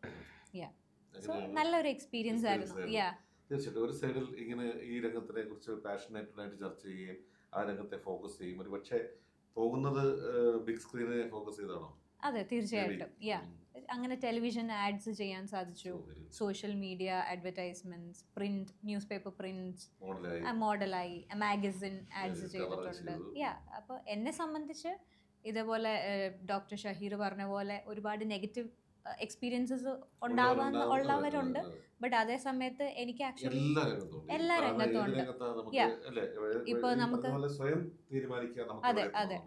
അപ്പോൾ എല്ലാ ഇൻഡസ്ട്രിയിലും പോസിറ്റീവ് ആൻഡ് നെഗറ്റീവ് ഇമ്പാക്ട്സ് ഉണ്ട്. ബട്ട് അതെ നമ്മൾക്ക് നമ്മുടെ ബൗണ്ടറീസ് നമ്മൾ അറിയണം. നമ്മുടെ വർക്ക് ടൈമിംഗ്, സ്കെഡ്യൂൾസ്, നമ്മൾ വർക്ക് ചെയ്യുന്ന ആൾക്കാർ, ഇതെല്ലാം മനസ്സിലാക്കാനും അതിൽ വൈസായിട്ട് ഡിസൈഡ് ചെയ്യേണ്ടത് ആക്ച്വലി നമ്മളാണ്. അതിൽ പിന്നെ ഇപ്പം അൽസനെ പോലെ ബോൾഡായിട്ട് ചിന്തിക്കുന്ന, ഇല്ലെങ്കിൽ എങ്ങനെ പോസിറ്റീവായിട്ട് അത് എടുക്കാം എന്നുള്ള ആറ്റിറ്റ്യൂഡ് എല്ലാവർക്കും ഉണ്ടായിരിക്കണമെന്നില്ല. അവിടെയാണ് തെറ്റ് പറ്റുന്നത്. അമ്മമാരില്ലേ, എൻ്റെ മകൾക്ക് വേണം നേടണം, മക്കൾക്ക്, എനിക്ക് എത്ര പിള്ളേരെ എനിക്കറിയുന്നുണ്ടെന്നറിയോ, മക്കൾക്ക് ഒരു ഇൻട്രസ്റ്റും ഇല്ല. അമ്മമാര് പിന്നിൽ നടന്നിട്ട് അഭിനയിക്ക്. പക്ഷേ വീട്ടിലെ ചില എന്താണ് അമ്മമാരുടെ വാനിറ്റി പ്രദർശിപ്പിക്കാനുള്ള ഇടം കൂടിയായിട്ട് അതൊന്ന്. രണ്ടാമത്, ഇപ്പോൾ എൻ്റെ ക്ലാസ്സിലൊക്കെ അറ്റൻഡ് ചെയ്തിട്ടുള്ള, ഞാൻ ആക്ടിങ് വർക്ക്ഷോപ്പിൽ അറ്റൻഡ് ചെയ്ത കുട്ടികൾ ഒരുപാട് എനിക്കറിയാം. നന്നായി അഭിനയിച്ചു ചെറുപ്പത്തിൽ, അതായത് ഒരു 15 വയസ്സ് വരെയൊക്കെ അഭിനയിച്ചിട്ട് 10th പഠിക്കുന്ന സമയത്ത് അഭിനയിച്ചിട്ട് ആ കുട്ടികൾ ഇപ്പോൾ ഡിഗ്രിക്ക് സമയത്തൊക്കെ അഭിനയം നിർത്തിയിരിക്കുക. അപ്പോൾ എന്ത് പറ്റും അവിടെ നിർത്തി? ഇല്ല, താല്പര്യമില്ല സാറേ. അപ്പോൾ അമ്മ പറയണത്, സാറേ എത്ര ചാൻസ് കിട്ടി, ഇവൾക്ക് ഒട്ടും താല്പര്യമില്ല. പക്ഷെ അതെന്തുകൊണ്ടാണെന്ന് ഞാൻ മനസ്സിലാക്കിയതുകൊണ്ടാണെന്ന് അറിയോ, എവിടെ നിന്നെങ്കിലും ആ കൊച്ചിന് ഒരു മോശം അനുഭവം എവിടെ നിന്നെങ്കിലും ആരെങ്കിലും പേടി ഉണ്ടായിക്കുള്ളിൽ, ഞാനൊരു പക്ഷേ ഇനി മുന്നോട്ട് പോയി കഴിഞ്ഞാൽ എൻ്റെ ഗതി ഇതായിരിക്കും എന്നുള്ളത് ഇത് അമ്മ അറിയുന്നില്ല. ഇനിയിപ്പോൾ അമ്മയോട് പറഞ്ഞാൽ പോലും ചില അമ്മമാർ പറയും, അത് അങ്ങനെ ആ അങ്കിൾ അങ്ങനെ വെച്ചിട്ട് ടച്ച് ചെയ്തതൊന്നും ആവില്ല, അത് പഠിപ്പിക്കുമ്പോൾ അങ്ങനെ ടച്ച്. ഇതൊക്കെ എത്ര പിള്ളേർ നമ്മളോട് പറഞ്ഞിട്ടുണ്ടെന്ന് നമുക്ക് വെറുപ്പ് തോന്നും ചില പേരൻസിനുണ്ട്. ഡയറക്ടർ ആവാൻ ഇപ്പോൾ ഷോ എന്ന് പറയുന്ന സംബന്ധിച്ചിൽ ഡയറക്ടർ ആവാൻ എല്ലാവർക്കും പറ്റും. കുറച്ച് കാശുണ്ടെങ്കിൽ എനിക്കിപ്പോൾ നല്ലൊരു ഷോ ചെയ്യാം അല്ലേ, നല്ലൊരു കോർഡിനേറ്റർ ആവാൻ പറ്റണം, നല്ലൊരു കൺട്രോളർ ആവാൻ പറ്റണം. ഇതൊക്കെ അറിഞ്ഞിരുന്നാലും നല്ലൊരു ഷോ ചെയ്യാൻ പറ്റുള്ളൂ. അപ്പോൾ നമുക്ക് ടൈം ചാർട്ട് ചെയ്ത് അതിനേക്കാൾ ഉപരി വരുന്ന കുട്ടികളെ ഹൗ ടു മാനേജ് എന്നുള്ള സാധനം ഉണ്ടല്ലോ. എൻ്റെ ഇതിലൊക്കെ കണ്ണിൽ ഞാൻ എപ്പോഴും എൻ്റെ ഒപ്പം നിൽക്കുന്ന ആൾ അന്നല്ല അതേ ടീംസ് തന്നെ എൻ്റെ എല്ലാവർക്കും എൻ്റെ. ഞാൻ പറയും, പെൺകുട്ടികളുടെ കണ്ണിൽ നോക്കി സംസാരിക്കുമ്പോൾ വേറെ എവിടെ നോക്കി സംസാരിക്കാൻ പാടില്ല. കാരണം അവിടെ ഒരു പവർ ഉണ്ട് കണ്ണിൽ നോക്കി സംസാരിക്കുമ്പോൾ, നമ്മളോട് ഒരു വിശ്വാസത ഉണ്ട്. എനിക്ക് ഏറ്റവും കൂടുതൽ വരുന്ന എൻ്റെ ക്ലാസ് അറ്റൻഡ് ചെയ്യാൻ വരുന്നതൊക്കെ പുറത്തുനിന്നുള്ള കുട്ടികളൊക്കെ വരുന്നുണ്ട്, ആൻറ്റീസ് വരുന്നുണ്ട്. ഡൽഹിയിൽ നിന്നൊക്കെ വന്നിട്ട് ഇവിടെ താമസിച്ചിട്ട് 10 ദിവസത്തെ ക്ലാസ്സൊക്കെ അറ്റൻഡ് ചെയ്തിട്ട് പോയിട്ടുണ്ട്, ഇൻഡിവിജ്വൽ ക്ലാസ്സുകൾ. അത് ആക്ടിങ്ങും ഉണ്ട് മോഡലിങ്ങും ഉണ്ട്. പക്ഷെ നമുക്ക് ആ വരുന്നത് നമ്മൾ ചോറാത് അല്ലേ. ഈ പണിക്ക് നടക്കുകയാണെന്നുണ്ടെങ്കിൽ പിന്നെന്താ പറയുക, നമുക്ക് ഒരിക്കലും ഫീൽഡിൽ നിൽക്കാൻ പറ്റും. തീർച്ചയായിട്ടും അർഹരല്ലാത്തവർ പലപ്പോഴും കടന്നു വന്നിട്ടുണ്ട്. അവരാണ് കൂടുതൽ ഇതിനെ ഈ പറഞ്ഞ രീതിയിൽ വിനിയോഗിക്കുന്നതും അല്ലേ, അതിനെ വാണിജ്യവൽക്കരിക്കുന്നതും. അല്ല, ഞങ്ങൾ അസ്ലെ ഞാൻ പിന്നെ അൽസയും ഞാനും കൂടിയിട്ട് ഞങ്ങൾ ആദ്യം കാണുന്നത് മിസ് കേരളയിൽ വെച്ചിട്ടാണ്. മിസ് കേരള ഫിറ്റ്നസ് ഒരു റിസോർട്ടിലായിരുന്നു. ഒരു കുറേ ദിവസത്തോളം ഞങ്ങളവിടെ താമസിച്ചിരുന്നു. ഞാനും ഇവരൊക്കെ ചില സാധനങ്ങളൊക്കെ ഡബ് ചെയ്യാനൊക്കെ ഞങ്ങൾ രാത്രി ഓടിപ്പോയിട്ട് ഡബ് ചെയ്തിട്ടൊക്കെ വന്നിട്ടുണ്ട്, റെക്കോർഡ് ചെയ്യാനുള്ള സാധനങ്ങൾ. അവിടെ എത്രയോ പെൺപിള്ളേരുണ്ടായിരുന്നു. അവിടെ ഒരിക്കലും ഒരാളുടെ നോട്ടം കൊണ്ടോ ഒരു സ്വഭാവം കൊണ്ടോ ആരും അങ്ങോട്ടും ഇങ്ങോട്ടും വന്ന് ഒരു ഇതുണ്ടാക്കുന്നത് കണ്ടിട്ടില്ല. കാരണം അതെന്താ പറഞ്ഞു കഴിഞ്ഞാൽ അവിടെ നിൽക്കേണ്ടി. പിന്നെ എന്താണെന്നുണ്ടെങ്കിൽ ഈ ഒരിക്കലും ഈ പുതിയ ആൾക്കാരെ കൊടുത്തിട്ട് ഫീൽഡിൽ ഇടരുത്. എക്സ്പീരിയൻസ് ഉള്ള ആൾക്കാരെ വരുമ്പോൾ അവർക്കിത് മൈൻഡ് ചെയ്യാൻ നേരമില്ല. കാരണം അവർക്ക് അവർ ജോലി പ്രൊഫഷനാണ്. അത് മാത്രമല്ല, ഇപ്പം ഒരു ജെൻഡർ ഇക്വാലിറ്റിയെ കുറിച്ച് എപ്പോഴും മത്സരം. അപ്പം ഈ ഒരു പുരുഷന് കിട്ടുന്ന അതേ സ്വാതന്ത്ര്യവും അതേ ഫ്രീഡവും അതേ സ്പേസും എവിടെയും ഒരു സ്ത്രീക്കും കിട്ടണം. അത് സ്ത്രീ ആയതുകൊണ്ട് അവളെ അങ്ങനെ നോക്കി മറ്റുള്ള നോക്കിയാൽ എന്താണെന്ന് ചോദിക്കാനുള്ളത് തന്നെയാണ് ഉണ്ടാകണം. ഒറ്റ ഷൗട്ടിങ്ങിൽ തീരാവുന്ന കാര്യമുള്ളൂ. നേരത്തെ പറഞ്ഞ ബൗണ്ടറി നമ്മൾ തീരുമാനിക്കും. ശരിയല്ലേ? അതെ. ഇപ്പോൾ ലൈക്ക് എൻ്റെ ഒരു എക്സ്പീരിയൻസിൽ ഇപ്പം ഞാൻ യൂറോപ്പിലാണ് മാസ്റ്റേഴ്സ് ചെയ്യാറുണ്ട്. മാസ്റ്റേഴ്സ് കഴിഞ്ഞു. അവിടെ എന്നൊക്കെ പറഞ്ഞാൽ ലൈക്ക് നമ്മളിപ്പോൾ ഒരു നമ്മൾ എന്താ വെയർ ചെയ്യുന്നതെന്ന് പോലും ലൈക്ക് ഒരാളും ബോധേർഡ് അല്ല. ലൈക്ക് ഒരു ബാഡ് നോട്ടോ അല്ലെങ്കിൽ ലൈക്ക് ജഡ്ജിങ് ഒന്നുമില്ല. അതെ. പക്ഷെ നമ്മൾ കുറച്ചും കൂടെ ഒക്കെ ഐ മീൻ ആസ് ഇന്ത്യൻസ് കുറച്ചുകൂടെ ഓപ്പൺ മൈൻഡഡ് ആവണം. അതെ. അല്ല, സദാചാരം സത്യം പറഞ്ഞു കഴിഞ്ഞാൽ എല്ലായിടത്തും ഉണ്ട്. ഇപ്പോൾ നമ്മൾ നോർത്ത് സ്ട്രീറ്റിൽ പോയി കഴിഞ്ഞാലും അവിടെ ഉണ്ട് സദാചാരം. കാരണം നോർത്ത് സ്ട്രീറ്റിൽ പോയി കഴിഞ്ഞ് കഴിഞ്ഞാൽ ഫുള്ള് ന്യൂഡാണ്. പക്ഷെ അവർ നോക്കുന്നത് ആരെയാണെന്നുള്ളത് അവർക്ക് നല്ല അർത്ഥമുണ്ട് ഇല്ലേ? ഒരു സദാചാരം ഉണ്ട്. പക്ഷെ ഏത് സദാചാരം നമ്മളുടെ ആറ്റിറ്റ്യൂഡ് ഉണ്ടല്ലോ, നമ്മുടെ ഉള്ളിൽ കേൾക്കുന്ന സംഭവത്തിനെ നമുക്ക് പുറത്ത് കൊണ്ടുവരാൻ പറ്റുള്ളൂ. അപ്പോൾ അത് നമ്മൾ ഓരോരുത്തരുടെ ആറ്റിറ്റ്യൂഡ് കറക്റ്റ് ചെയ്ത് കഴിഞ്ഞ് കഴിഞ്ഞാൽ കറക്റ്റാണ്. തീർച്ചയായിട്ടും. ഇവിടെ ഞാൻ മറ്റൊരു കാര്യം, ഇവിടെ ഇന്നത്തെ ഈ ചർച്ചയുടെ പ്രധാനപ്പെട്ട വിഷയം എന്താണെന്ന് ചോദിച്ചാൽ, ഇന്നിപ്പോൾ നമ്മൾ ചർച്ച ചെയ്തുകൊണ്ടിരിക്കുന്നു, കേരളത്തിലെ മുഴുവൻ മാധ്യമ പ്രവർത്തകരും പറയുന്നു ഈ പറയുന്ന പോലെ എല്ലാ മാധ്യമം എടുത്താലും ഈ മേഖല അടച്ചാക്ഷേപിച്ചുള്ള വാർത്ത വന്നുകൊണ്ടിരിക്കുന്നത്. ഇപ്പൊ ഡാലുവിന്റെ അടക്കമുള്ള പേരുകൾ പരാമർശിക്കണം. എന്ത് ഹതഭാഗ്യമാണ്. ആ ഷോയുമായിട്ട് ബന്ധപ്പെട്ട് എത്ര എക്സ്പേർട്സ് ആയിട്ടുള്ള പ്രൊഫഷണൽസ് ഉണ്ട്. ഇവരുടെ എല്ലാം പേര് പറഞ്ഞുകൊണ്ടിരുന്നു കഴിഞ്ഞാൽ അല്ല, ഡാലു അവിടെ ഗ്രൂം ചെയ്യാൻ പോയെന്ന് വിചാരിച്ചിട്ട് അതിൽ മനുഷ്യക്കടത്തിന് ഭാഗമാകുന്നില്ല.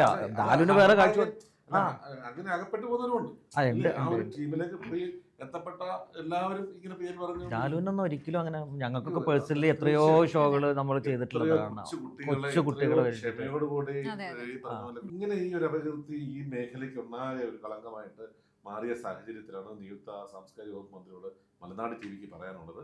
ഈ രംഗത്ത് ഒരുപാട് പേർ ജീവിക്കുന്നുണ്ട് വിവിധ മേഖലയിൽ. നേരത്തെ സൂചിപ്പിച്ച മേക്കപ്പ് ആർട്ടിസ്റ്റുകൾ, അതുപോലെ തന്നെ ഗ്രൂമിങ് ആർട്ടിസ്റ്റുകൾ, choreographers, show stoppers, show directors, എന്തിനു പറഞ്ഞു, ഈവൻ ക്യാമറാമാൻമാർ അടക്കമുള്ള അല്ലേ, ഇഷ്ടംപോലെ. ഇത് റെക്കോർഡ് ചെയ്യുന്ന സ്റ്റിൽ ഫോട്ടോഗ്രാഫേഴ്സ്, ക്യാമറാമാൻമാർ അടക്കമുള്ള ഒരു വലിയൊരു സമൂഹത്തിന് ഒരു പ്രൊഫഷനാണ്, അല്ലെങ്കിൽ അവരുടെ ഒരു ഭക്ഷണമാണ്, അവരുടെ ഒരു ആഹാരത്തിന് അന്നം തരുന്ന മേഖലയാണ്. ആ മേഖലയെ കുറിച്ചാണ് ഇന്ന് നമ്മുടെ ദൃശ്യവായനകളിൽ അല്ലെങ്കിൽ മാധ്യമങ്ങളിൽ വളരെ അപകീർത്തികരമായിട്ടുള്ള മോഡലിംഗ്.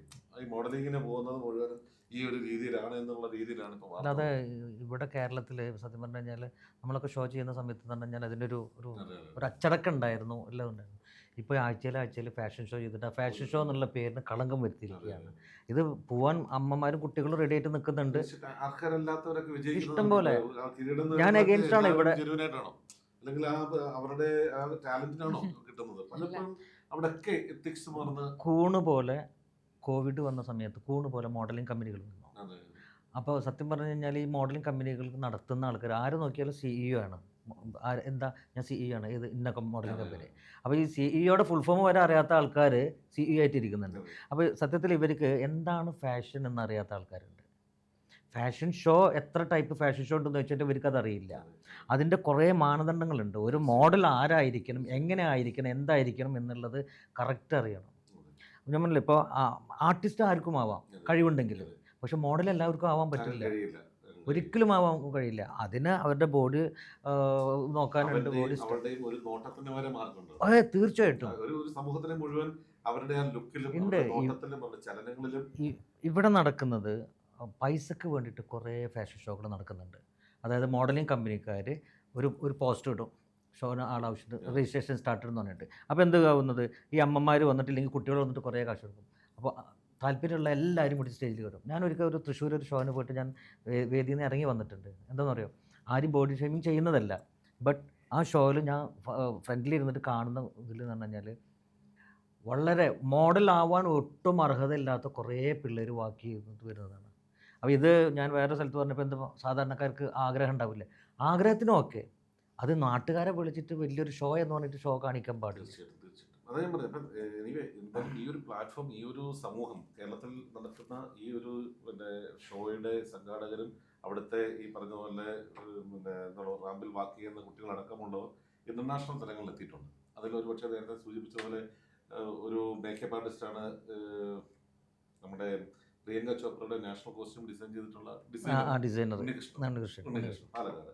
അദ്ദേഹം വെറും ഒരു തയ്യക്കാരനായിരുന്നു. പിന്നെ അവിടെ നിന്നും ഇങ്ങനെ ഒരു വലിയ ഡിസൈനർ ഷോയിൽ, അതായത് അന്താരാഷ്ട്ര തലത്തിൽ ശ്രദ്ധിക്കപ്പെടുന്ന ഒരു തലത്തിലേക്ക്, അതും നമ്മുടെ ദേശീയ വസ്ത്രങ്ങളുടെ രൂപകൽപ്പനയിൽ, എനിക്ക് അദ്ദേഹത്തിന്റെ അന്നത്തെ ആ ഫോട്ടോ ഇന്നും ഓർമ്മയുണ്ട്, ഒരു ഓലപ്പുടയൊക്കെ പിടിച്ച് വളരെ ഗംഭീരമായ ഒരു ഡിസൈനറായിട്ട് നമ്മളും വിളിച്ച് ഓണർ ചെയ്തു. മലനാട് TV അദ്ദേഹത്തിന് ഒരു ഇവന്റിൽ നമ്മൾ ആദരിക്കുകയുണ്ടായി. അപ്പൊ ഇത്തരം മേഖലകളിലൂടെ കേരളത്തിൽ നിന്ന് ഇത്തരം മണിമുത്തുകളെ വാർത്തെടുത്ത് അവിടെ വരെ എത്തിച്ചിട്ട് പിന്നെ അവരുടെ ലൈഫിലൊന്നും ഉണ്ടായിട്ടില്ല. അവരെ വീണ്ടും സ്പോൺസർ ചെയ്യാനോ സപ്പോർട്ട് ചെയ്യാൻ ആളില്ലാത്തതുകൊണ്ടാണ്. അല്ല, അതായത് ഒരു മേക്കപ്പ് ആർട്ടിസ്റ്റ് അല്ലെങ്കിൽ ആസ് എ ഒരു ഡിസൈനർ എന്ന് പറയുമ്പോൾ അതിനെ അവർ ഡിസൈൻ ചെയ്യുന്ന സംഭവത്തിന് ഷോക്കേസ് ചെയ്യാനുള്ള ഒരു അവസരം മാത്രമാണ് ആ ഒരു ഷോ കിട്ടുന്നത്. അത് വെച്ചിട്ട് ഇവർ മാർക്കറ്റ് ചെയ്യാൻ പറ്റണം. ഇവർക്ക് മനസ്സിലായില്ല, അവിടെ ഒരിക്കലും ഒരു മേക്കപ്പ് ആർട്ടിസ്റ്റിന് മാർക്കറ്റ് ചെയ്യാൻ പറ്റില്ല. അവർക്കത് ഞാൻ ചെയ്ത കുട്ടികളുടെ ഫോട്ടോസ് എന്ന് പറഞ്ഞിട്ട് കൊടുക്കാൻ പറ്റും. പക്ഷേ ഇപ്പോൾ ഞാൻ as A ad film maker എന്നുള്ള ലെവലിൽ ഞാനിപ്പോൾ ഒരു മേക്കപ്പ് ആർട്ടിസ്റ്റിന് വിളിക്കുമ്പോൾ ഏതൊക്കെ ആഡുകൾ ചെയ്തിട്ടുണ്ടെന്ന് ചോദിക്കും. അപ്പോൾ അവർ പറയും, ഞാൻ കുറേ ഫാഷൻ ഷോ അവിടെ നിൽക്കട്ടെ, നിങ്ങൾ ഏതൊക്കെ ആഡുകൾ ചെയ്തിട്ടുണ്ട്. അപ്പോൾ അവർ ചിലപ്പോൾ കുറേ ആഡുകൾ വരും. അപ്പോൾ നമുക്കത് പറ്റില്ല. കാരണം എന്താ പറയുക, നമ്മൾ ചിലപ്പോൾ റെഡ് ക്യാമിലൊക്കെ ഷൂട്ട് ചെയ്യുന്നത്. അപ്പോൾ റെഡ് ക്യാമിലൊക്കെ ചെയ്യുമ്പോൾ എന്ന് പറഞ്ഞു കഴിഞ്ഞാൽ നമ്മൾക്ക് ആവശ്യമായിട്ടുള്ള മേക്കപ്പ് എങ്ങനെയാണെന്നുള്ളത് കറക്റ്റ് അവർക്ക് ചെയ്യാൻ പറ്റില്ല. അപ്പോൾ എത്ര സ്ഥലത്തുനിന്ന് ഞാൻ മേക്കപ്പ് ആർട്ടിസ്റ്റിനെ ഞാൻ തിരിച്ചു വിട്ടിട്ടുണ്ടെന്ന് പറയും. ഞാൻ പറയും, നിങ്ങൾ പോരാ, നിങ്ങൾ അസിസ്റ്റായിട്ട് നിന്നോളൂ, തിരിച്ചു വിടുന്നില്ല, നിങ്ങൾ ശമ്പളമൊക്കെ ഞാൻ തരാം, ബട്ട് എനിക്ക് വേണ്ടത് ഇങ്ങനെയാണ്. അപ്പോൾ അത് ചെയ്ത് അവർ കാണിച്ചു കൊടുത്താൽ മാത്രം തന്നെയാണ് അവർക്ക് അത് എത്തിച്ചു കൊടുക്കാൻ പറ്റുന്നത്. അതുപോലെ മറ്റൊരു കാര്യം കൂടെ പറയുന്നത്, ഇപ്പോഴത്തെ ഈ ഒരു സാഹചര്യത്തിൽ, ഇപ്പോഴത്തെ നമ്മളുടെ ഇതൊരു മോഡലിംഗ് മേഖലയ്ക്ക് വലിയ കരുതലുകൾ വീഴ്ത്തിയ സാഹചര്യമാണ് കേരളത്തിൽ ഉണ്ടായിട്ടുള്ളത്. ഈ ഒരു പ്രശ്നം ഒരു ചെറു സമൂഹം അല്ലെങ്കിൽ ഒരു ഒന്നോ രണ്ടോ വ്യക്തികൾ നടത്തിയിട്ടുള്ള ഒരു ഇടപെടൽ അല്ലേ, ഒരു അധാർമിക തരത്തിലുള്ള ഒരു ഫാഷൻ മേഖലയിലെ പെൺകുട്ടികളെ ആ രീതിയിൽ ചൂഷണം ചെയ്തതിനെ കുറിച്ചുള്ള വാർത്തകൾ കടന്നു വരികയും അതിന്റെ നടപടിക്രമങ്ങൾ കടന്നു വരികയും ചെയ്യുമ്പോൾ ഈ രംഗത്തുള്ളവർ ഒന്നടങ്കമാണ് ആക്ഷേപിക്കപ്പെടുന്നത്. ഇവിടെ ഞാനൊരു കാര്യം ചോദിച്ചോട്ടെ, പലപ്പോഴും കേരളത്തിനെ സംബന്ധിച്ച് ഇപ്പം ആ രംഗത്ത് നിൽക്കുന്ന ഇത്രയും വർഷത്തെ എക്സ്പീരിയൻസ് രണ്ടുപേർക്കുണ്ട്. ആ രംഗത്ത് കൂടെ കടന്നു വന്ന് ഇന്റർനാഷണൽ തലത്തിൽ ഉയർന്ന ഒരാളെ ഇതേപോലെ തന്നെ യൂറോപ്യൻ യൂണിയനുകളിലെ അല്ലെങ്കിൽ എനിക്ക് പക്ഷേ അമേരിക്കയിൽ തന്നെ 128ഓളം വനിതകൾ ചേർന്ന് കൊടുത്ത ഭീമമായിട്ടുള്ളൊരു പരാതിയിൽ അവന്റെ അല്ലെങ്കിൽ ആ ഒരു വ്യക്തിയുടെ ജീവിതത്തിന്റെ മുഴുവൻ ജന്മവും ഹോമിച്ചുകൊണ്ട് ഇന്നും ജയിലിൽ കിടക്കുന്നില്ലേ? ആനന്ദ് ജോണിന്റെ കാര്യം ഞാൻ പറഞ്ഞു. മനസ്സിലായി, പറഞ്ഞു വന്നപ്പോൾ എനിക്ക് മനസ്സിലായി. ഒരു റെഡ് ഇന്ത്യൻ വംശജനായിട്ടുള്ള ഒരാള് ഇന്റർനാഷണൽ ലെവലിൽ ഒരു കൊറിയോഗ്രാഫർ അല്ലെങ്കിൽ ഈ പറഞ്ഞ ഡിസൈനറായിട്ട് അരങ്ങേറ്റം കുറിച്ചതാണ് അയാൾ ചെയ്ത തെറ്റെന്നാണ് ആനന്ദ് ജോണിന്റെ അമ്മയും സഹോദരി സഞ്ജന ജോണും ഞങ്ങൾക്ക് തന്ന അഭിമുഖത്തിൽ പറഞ്ഞത്. ഒരുപക്ഷെ അതിൽ പലരും പിന്നീട് കേസ് പിൻവലിച്ചിട്ടുണ്ട്. ഏകദേശം ഇനി 10-18 പെൺകുട്ടികൾ മാത്രമാണ് ഇനി പിൻവലിക്കാനുള്ളത്. പക്ഷെ ഒരാളുടെ ഒരു ആയുസ് ഇതിൽ ഇപ്പം നാളെ ഒരു സ്ത്രീ വിചാരിച്ചു കഴിഞ്ഞാൽ എന്നെ നിങ്ങളൊക്കെ പെടുത്താൻ പറ്റും. കാരണം ഇവിടുത്തെ നിയമ സിസ്റ്റം അങ്ങനെയാണ്. കാരണം നമുക്ക് ഒരിക്കലും വാ തുറന്ന് സംസാരിക്കാനുള്ള ഒരു ഇതില്ല. ഇപ്പോൾ ഒന്നും വേണ്ട, ഒരു പോസ്റ്റ് സോഷ്യൽ മീഡിയയിൽ നിങ്ങളൊരു ഫോട്ടോ ഇട്ടിട്ട് വെറുതെ ഒന്നൊരു ഫോട്ടോ ഇട്ടിട്ട് ഒന്ന് ഒരു ചിരിച്ചൊരു ഫോട്ടോ ഇട്ടിട്ട് വെറുതെ നോക്കിയാൽ ഏറി പറഞ്ഞ 1-2 ലൈക്ക് കിട്ടും. മറിച്ച് തൊട്ടപ്പുറത്ത് വേറൊരു പെൺകുട്ടി ഇപ്പോൾ അൽസർ ഇട്ട് കഴിഞ്ഞാൽ സകല ആൾക്കാരും കയറി കുത്തും. ഈ ജെൻഡർ ഇക്വാളിറ്റി ഈ പറഞ്ഞതിനകത്ത് എന്തൊരു കാര്യമുണ്ടോ? പ്രത്യേകിച്ച് ഒരു പെൺകുട്ടി എന്ന് പറയുകയാണ് അവിടെ പീഡിപ്പിക്കപ്പെടുകയോ അല്ലെങ്കിൽ മാനസികമായോ ശാരീരികമായോ ഒന്ന് ടച്ച് പോലും ചെയ്യാതെ ഒരു പുരുഷനെ ജയിലിലടക്കാനുള്ള ഒരു ശേഷി നിങ്ങൾക്കുണ്ടോ? അത് ആക്ച്വലി ഇപ്പൊ പറഞ്ഞത് കറക്റ്റ്, ഒരു കുറെയൊക്കെ കറക്റ്റ് ആണ്. എന്ന് പറഞ്ഞാൽ ഇന്ത്യയിൽ ഒരു ലേഡി പറയുമ്പോൾ അതിന് കുറച്ചും കൂടെ ഒരു അമേരിക്കയിലല്ലേ ആനന്ദ് ജോണിന്റെ കാര്യത്തിൽ ഞങ്ങൾ പീഡിപ്പിക്കപ്പെട്ടു എന്ന് ഞാൻ അതിനകത്ത് സ്റ്റഡി ചെയ്തതാണ്. അതുകൊണ്ടാണ് ഞാൻ ഈ പറഞ്ഞത്. ഇന്റർനാഷണൽ ലെവലിലേക്ക് ഒരു റെഡ് ഇന്ത്യൻ വംശജൻ ഒരു ഡിസൈനർ കയറി വരുമ്പോൾ അയാളുടെ ലൈഫ് തകർക്കാൻ വേണ്ടി ഗൂഢമായ ഒരു ആലോചനയും ഒരു 128ഓളം ഷോ സ്റ്റോപ്പേഴ്സിന് പണം കൊടുത്തിട്ട് നൽകിയ ആരോപണമാണ് ഇതെന്ന് പറയുന്നുണ്ട്. അത് ഞാനല്ല പറയുന്നത്, അവരുടെ പേരൻസും അവരുടെ ആ ഒരു വൃന്ദമാണ്, മലയാളി വൃന്ദമാണ് പറഞ്ഞത്. അത് 2 കാര്യമുണ്ട്. ഒന്ന്, വളർന്നു വരുന്ന അവിടുത്തെ ഡിസൈനേഴ്സിന് തകർച്ച സംഭവിക്കാം ഇയാളുടെ ഒരു കാരണം. അപ്പം മനഃപൂർവ്വം ഇത് കാശ് കൊടുത്തിട്ട് ചെയ്യിപ്പിക്കാം. ഈ രാഹുൽ മാങ്കൂട്ടത്തിനടക്കം ഒരു MLA മികച്ച ഒരു MLA ആളായിരുന്നു. സത്യമല്ലേ? ഞാൻ രാഷ്ട്രീയം പറഞ്ഞില്ല, അപ്പൊ അത് അതിലേക്ക് കടന്നു കഴിഞ്ഞാൽ നമ്മൾ ഒത്തിരി കാര്യങ്ങൾ പറയുന്നുണ്ടായിരിക്കും. രാഹുൽ മാങ്കൂട്ടത്തിനടക്കമുള്ളവർക്ക് ഒരു നല്ല ലൈഫ് പോയത് ഒരു ലേഡിയുടെ അല്ലെങ്കിൽ 1-2 സ്ത്രീകളുടെ, അത് നമ്മൾ നിസ്സാരവൽക്കരിക്കുന്നില്ല, അവർക്ക് അങ്ങനെ ഒരു ചതിവോ വഞ്ചനയോ പറ്റിയിട്ടുണ്ടെങ്കിൽ അന്ന് പറയണമായിരുന്നു. വിത്തിൻ 1 വീക്ക് അല്ലെങ്കിൽ 1 മാസമോ 2 മാസത്തിനുള്ളിൽ ഇത് എക്സ്പ്രസ് ചെയ്തോടെ.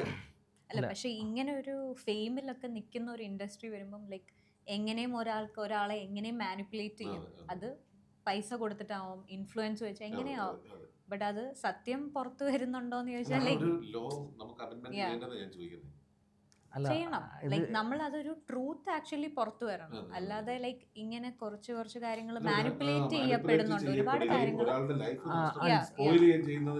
ഇപ്പോ ഈവൻ നമ്മുടെ ആക്ട്രസ് ലൈക്ക് ഭാവന അല്ലെങ്കിൽ ഒരുപാട് ആക്ട്രസസിന്റെ ഒരുപാട് കോൺട്രവേഴ്സീസ് വരുന്നുണ്ട് പല രീതിയിൽ. ഈ കോടതിയാണെങ്കിലും കോടതിയുടെ പ്രോസസ് ആണെങ്കിലും പൊതുജനത്തിന്റെ ഖജനാവ് എടുത്തിട്ടാണ് ഈ ഖജനാവിൽ നിന്ന് എടുത്തിട്ടാണ് ഈ പ്രോസസ് ചെയ്യുന്നത്.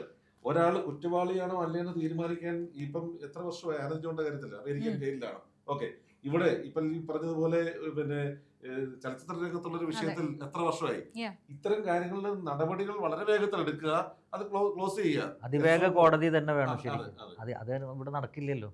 ഇവിടെ നടക്കാത്തത് എന്തുകൊണ്ട്? എല്ലാ കേസുകളും ഇപ്പോൾ ദിലീപിൻ്റെ കേസ് വരെ എടുത്ത് നോക്കി കഴിഞ്ഞാൽ എത്ര കാലത്തിന് ശേഷമാണ് അതിനൊരു തീരുമാനമായത്. ഇപ്പോഴും ആ തീരുമാനം ഫൈനലായിട്ടില്ല.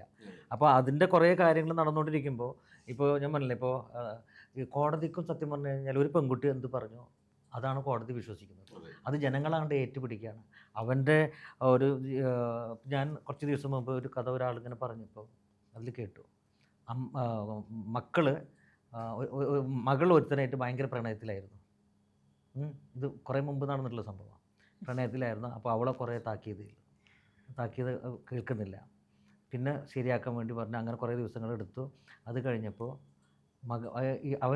അവൻ കുറേ ഈ പെൺകുട്ടിയെ പീഡിപ്പിച്ചപ്പോൾ ഇവരൊരു പരാതി കൊടുക്കാമെന്ന് പറഞ്ഞിട്ട് പോലീസ് സ്റ്റേഷനിൽ പോയി പരാതി കൊടുത്ത് അതിൻ്റെ ഒരു ഇൻവെസ്റ്റിഗേഷൻ്റെ ഭാഗമായിട്ട് പോലീസുകാരൻ വന്നപ്പോൾ മകളെന്താ പറഞ്ഞതെന്നറിയോ?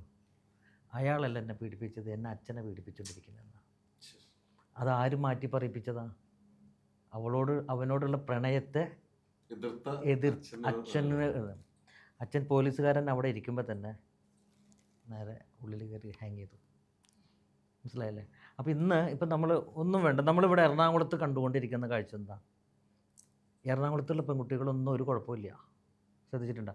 പുറത്തുനിന്ന് വന്ന് പഠിക്കുന്ന കുട്ടികൾ ഈ കുട്ടികളായിട്ട് മോഡലിങ്ങിലേക്ക് വരുന്ന അത് അങ്ങനെയൊക്കെയാണ് വഴിതെറ്റി പോകുന്നത്.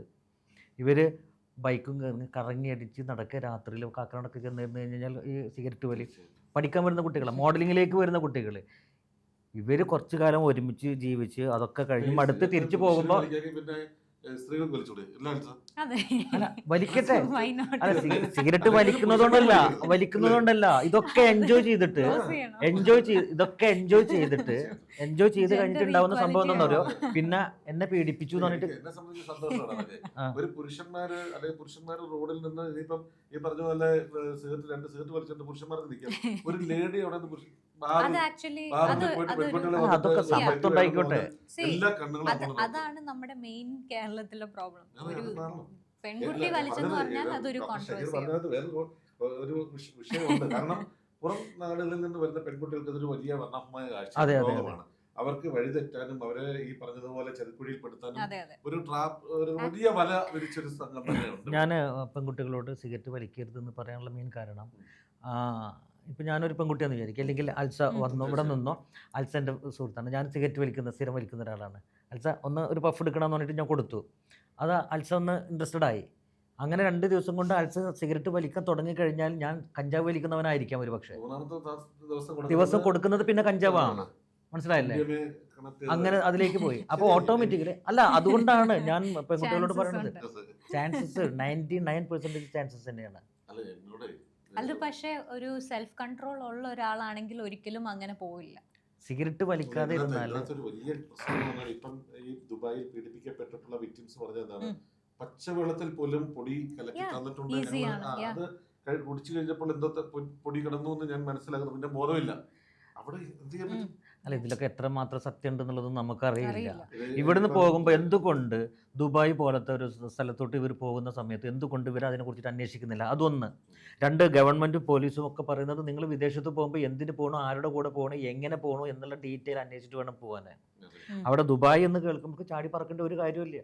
ഞാൻ നേരത്തെ പറഞ്ഞ പോലെ തന്നെ എത്രയോ ആയിരക്കണക്കിന് മോഡലുള്ള സ്ഥലമാണ്. അവിടെ നമ്മൾ ഇവിടുന്ന് കൊണ്ടുപോയിട്ട് കേരളം പോലത്തെ കൊച്ചു രാജ്യത്ത് നിന്ന് കൊണ്ടുപോയിട്ട് അവിടെ കൊണ്ടുപോയിട്ട് നമ്മൾ മോഡലാക്കാൻ ഒരാൾക്ക് താല്പര്യമില്ല. അല്ല, അങ്ങനെയല്ല. അല്ല, ഞാൻ പറഞ്ഞത് ദുബായും എറണാകുളം കേരളം ഒരുപോലെ തന്നെയാണ്. നമ്മുടെ കേരളത്തിലെ പെൺകുട്ടികളുടെ സൗന്ദര്യം ദുബായിലെ പെൺകുട്ടി കാണുന്നില്ല. അവിടെ ഒരുപാട് മലയാളികളില്ലേ, ഇഷ്ടം പോലെ മലയാളികളില്ലതല്ലേ, ഇൻട്രസ്റ്റഡ് ഉള്ള ഇഷ്ടം പോലെ പിള്ളേരുണ്ട്. കാരണം ഞാൻ അവിടെ ക്ലാസ് എടുത്ത ആളാണ്. ഞാൻ സഫാരി ഫാഷൻ വീക്ക് ഒരു റൗണ്ട് ചെയ്തത് മോഡൽസ് കൂടാതെ ഒരു റൗണ്ട് അവിടുത്തെ ഫാമിലിനെ വെച്ചിട്ട് ചെയ്ത ഒരാളാണ്. എത്രയോ കുട്ടികൾ താല്പര്യമായിട്ടുള്ള പിള്ളേരുണ്ട് അവിടെ. പക്ഷേ അവിടുത്തെ പിള്ളേർ ഇവർ വിചാരിച്ച കാര്യത്തിന് കിട്ടില്ല. അതുകൊണ്ട് ഇവരെ ഒരു മായാലോകത്തിലേക്ക് കൊണ്ടുപോവുകയാണ്. അപ്പോൾ ഇവിടുന്ന് പോകുമ്പോൾ എഗ്രിമെൻ്റ് ഉണ്ടായിരിക്കും, ചിലപ്പോൾ ഇത്ര രൂപ. ഈ മറ്റുള്ള നേരത്തൊക്കെ എന്ന് പറഞ്ഞു കഴിഞ്ഞാൽ പെണ്ണുങ്ങളെ കൊണ്ടുപോയിട്ട് പല ജോലിക്കെന്ന് പറഞ്ഞിട്ട് നേരെ കൊണ്ടുപോകുന്നത് വേറെ സ്ഥലത്തോട്ടില്ല അല്ലേ, പല വീട്ടു ജോലിക്കാന്ന് പറഞ്ഞിട്ട് കൊണ്ടുപോകുന്നവരും ഇല്ലെങ്കിൽ സ്ഥാപനത്തിലേക്കാന്ന് പോകുന്നവരും അവിടെ കൊണ്ടുവച്ച് പല ഇതിലേക്കാണ് കൊണ്ടുപോകുന്നതൊക്കെ. ഇത് ഇവരോട് പറയുന്നുണ്ട്, മോഡലിംഗ് ആണെന്ന് പറയുന്നുണ്ട്, പേരിന് ഒരു ഫോട്ടോഷൂട്ട് ഇവിടുന്ന് എടുക്കും, അപ്പോൾ നിന്ന് അങ്ങനെ ആക്കും ഇങ്ങനെ ആക്കും. എൻ്റെ ഒരു സംശയം ഞാൻ ചോദിച്ചോട്ടെ, ഇവരുടെ അറിവോടുകൂടി അല്ലെങ്കിൽ ഇങ്ങനെയൊക്കെയുള്ള കാര്യങ്ങൾ അതിൻ്റെ ഹിഡൻ അജണ്ടയിൽ ഉണ്ട് എന്ന് ഇവർ അറിയുന്നുണ്ടോ? അങ്ങനെ അറിയിച്ചിട്ടുണ്ടോ? മേ ബി അറിഞ്ഞിട്ട് പോകുന്ന ആൾക്കാരുണ്ടാവും, സാമ്പത്തിക പ്രശ്നമുള്ള ആൾക്കാർ പോകുന്ന ആൾക്കാരുണ്ട്, ഓഫറുകൾ ഉണ്ടായിരിക്കാം. ചിലപ്പോൾ അങ്ങനെ പോകുന്ന കുട്ടികളുണ്ട്. ഞാൻ ഒന്ന് രക്ഷപ്പെടണം, എനിക്ക് കുറച്ച് സാമ്പത്തികം നേടണം എന്ന് പറഞ്ഞിട്ട് പോകുന്ന ആൾക്കാരുണ്ട്. ഞാൻ 12 വർഷം ഗൾഫിൽ വർക്ക് ചെയ്ത ഒരാളാണ്. എനിക്കറിയാം അത്ര പെട്ടെന്നൊന്നും കാശുണ്ടാവില്ല. എണ്ണിച്ചുട്ട് കിട്ടുന്ന അപ്പം പോലെ കിട്ടുന്ന ശമ്പളം കൊണ്ട് നമ്മൾ വീടും. ചില ആൾക്കാർ പോയിട്ട് 1 വർഷം കൊണ്ട്, എനിക്കറിയുന്ന എത്ര ആൾക്കാരുണ്ട് 1 വർഷം ആകുമ്പോഴേക്കും. ആക്ച്വലി അറിഞ്ഞിട്ട് ഒരുപാട് പേര് പോകുന്നവരുണ്ട്. ലൈക്ക് സ്പെഷ്യലി ഖത്തർ, അതുപോലെ ദുബായ് ഡാൻസ് ബാർസിന് വേണ്ടി പോകാനായിട്ട് അവർ വില്ലിങ് ആണ് ആക്ച്വലി. എന്ന് പറഞ്ഞാൽ ഈ കാസ്റ്റിംഗ് ഡയറക്ടേഴ്സ് തന്നെ നല്ലൊരു ഹ്യൂജ് എമൗണ്ട് കമ്മീഷൻ തന്നെ ഇവർക്ക് കിട്ടുന്നുണ്ട്. സോ ഇവർക്കൊരു ലൈക്ക് മേ ബി 2 lakhs അല്ലെങ്കിൽ 3 lakhs മന്ത്ലി കിട്ടുക എന്ന് പറയുമ്പോൾ നാട്ടിലൊരു ഇൻകം വെച്ച് കമ്പയർ ചെയ്താൽ നല്ലൊരു ഹ്യൂജ് പാക്കേജ് തന്നെയാണ്. ജീവിക്കാൻ വേണ്ടി പോകുന്ന ആൾക്കാരുണ്ട് പ്രാരാബ്ദം കൊണ്ട്. അതിപ്പോ അങ്ങനെ നമ്മുടെ ഈ പറയുന്ന കോർഡിനേറ്റേഴ്സ് അവര് ഒരു കണ്ടസ്റ്റൻസ് വരുമ്പോൾ അവർക്ക് മുമ്പിലേക്ക് ആദ്യം ഒരു എഗ്രിമെന്റ് ഒക്കെ വയ്ക്കും. ആ എഗ്രിമെന്റിനുള്ളിൽ അവർക്ക് ടിക്ക് ചെയ്യേണ്ടത് ടിക്ക് ചെയ്യാം.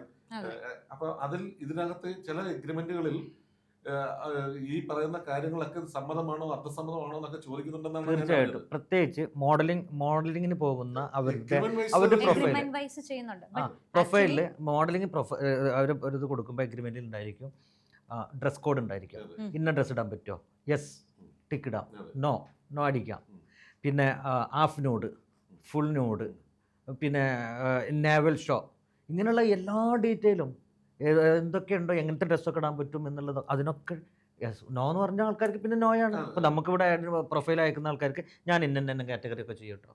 ഞാൻ അത്യാവശ്യം അണ്ടർ ഗാർമെന്റ്സിന്റെ ഷൂട്ട് ചെയ്യുന്ന ഒരാളാണ് ഞാൻ. കോൺട്രവേഴ്സി ക്വസ്റ്റ്യൻ അല്ല, ഈ എസ്മ പോലെയുള്ള പ്ലാറ്റ്ഫോം ഉണ്ട് അല്ലേ, ഒരു ലേഡി ഡയറക്ടർ ഇവിടെ ഡയറക്റ്റ് ചെയ്യുന്ന പിന്നെ ഫിലിംസ്, അതറിയാം, ട്രിവാൻഡ്രത്തുള്ള.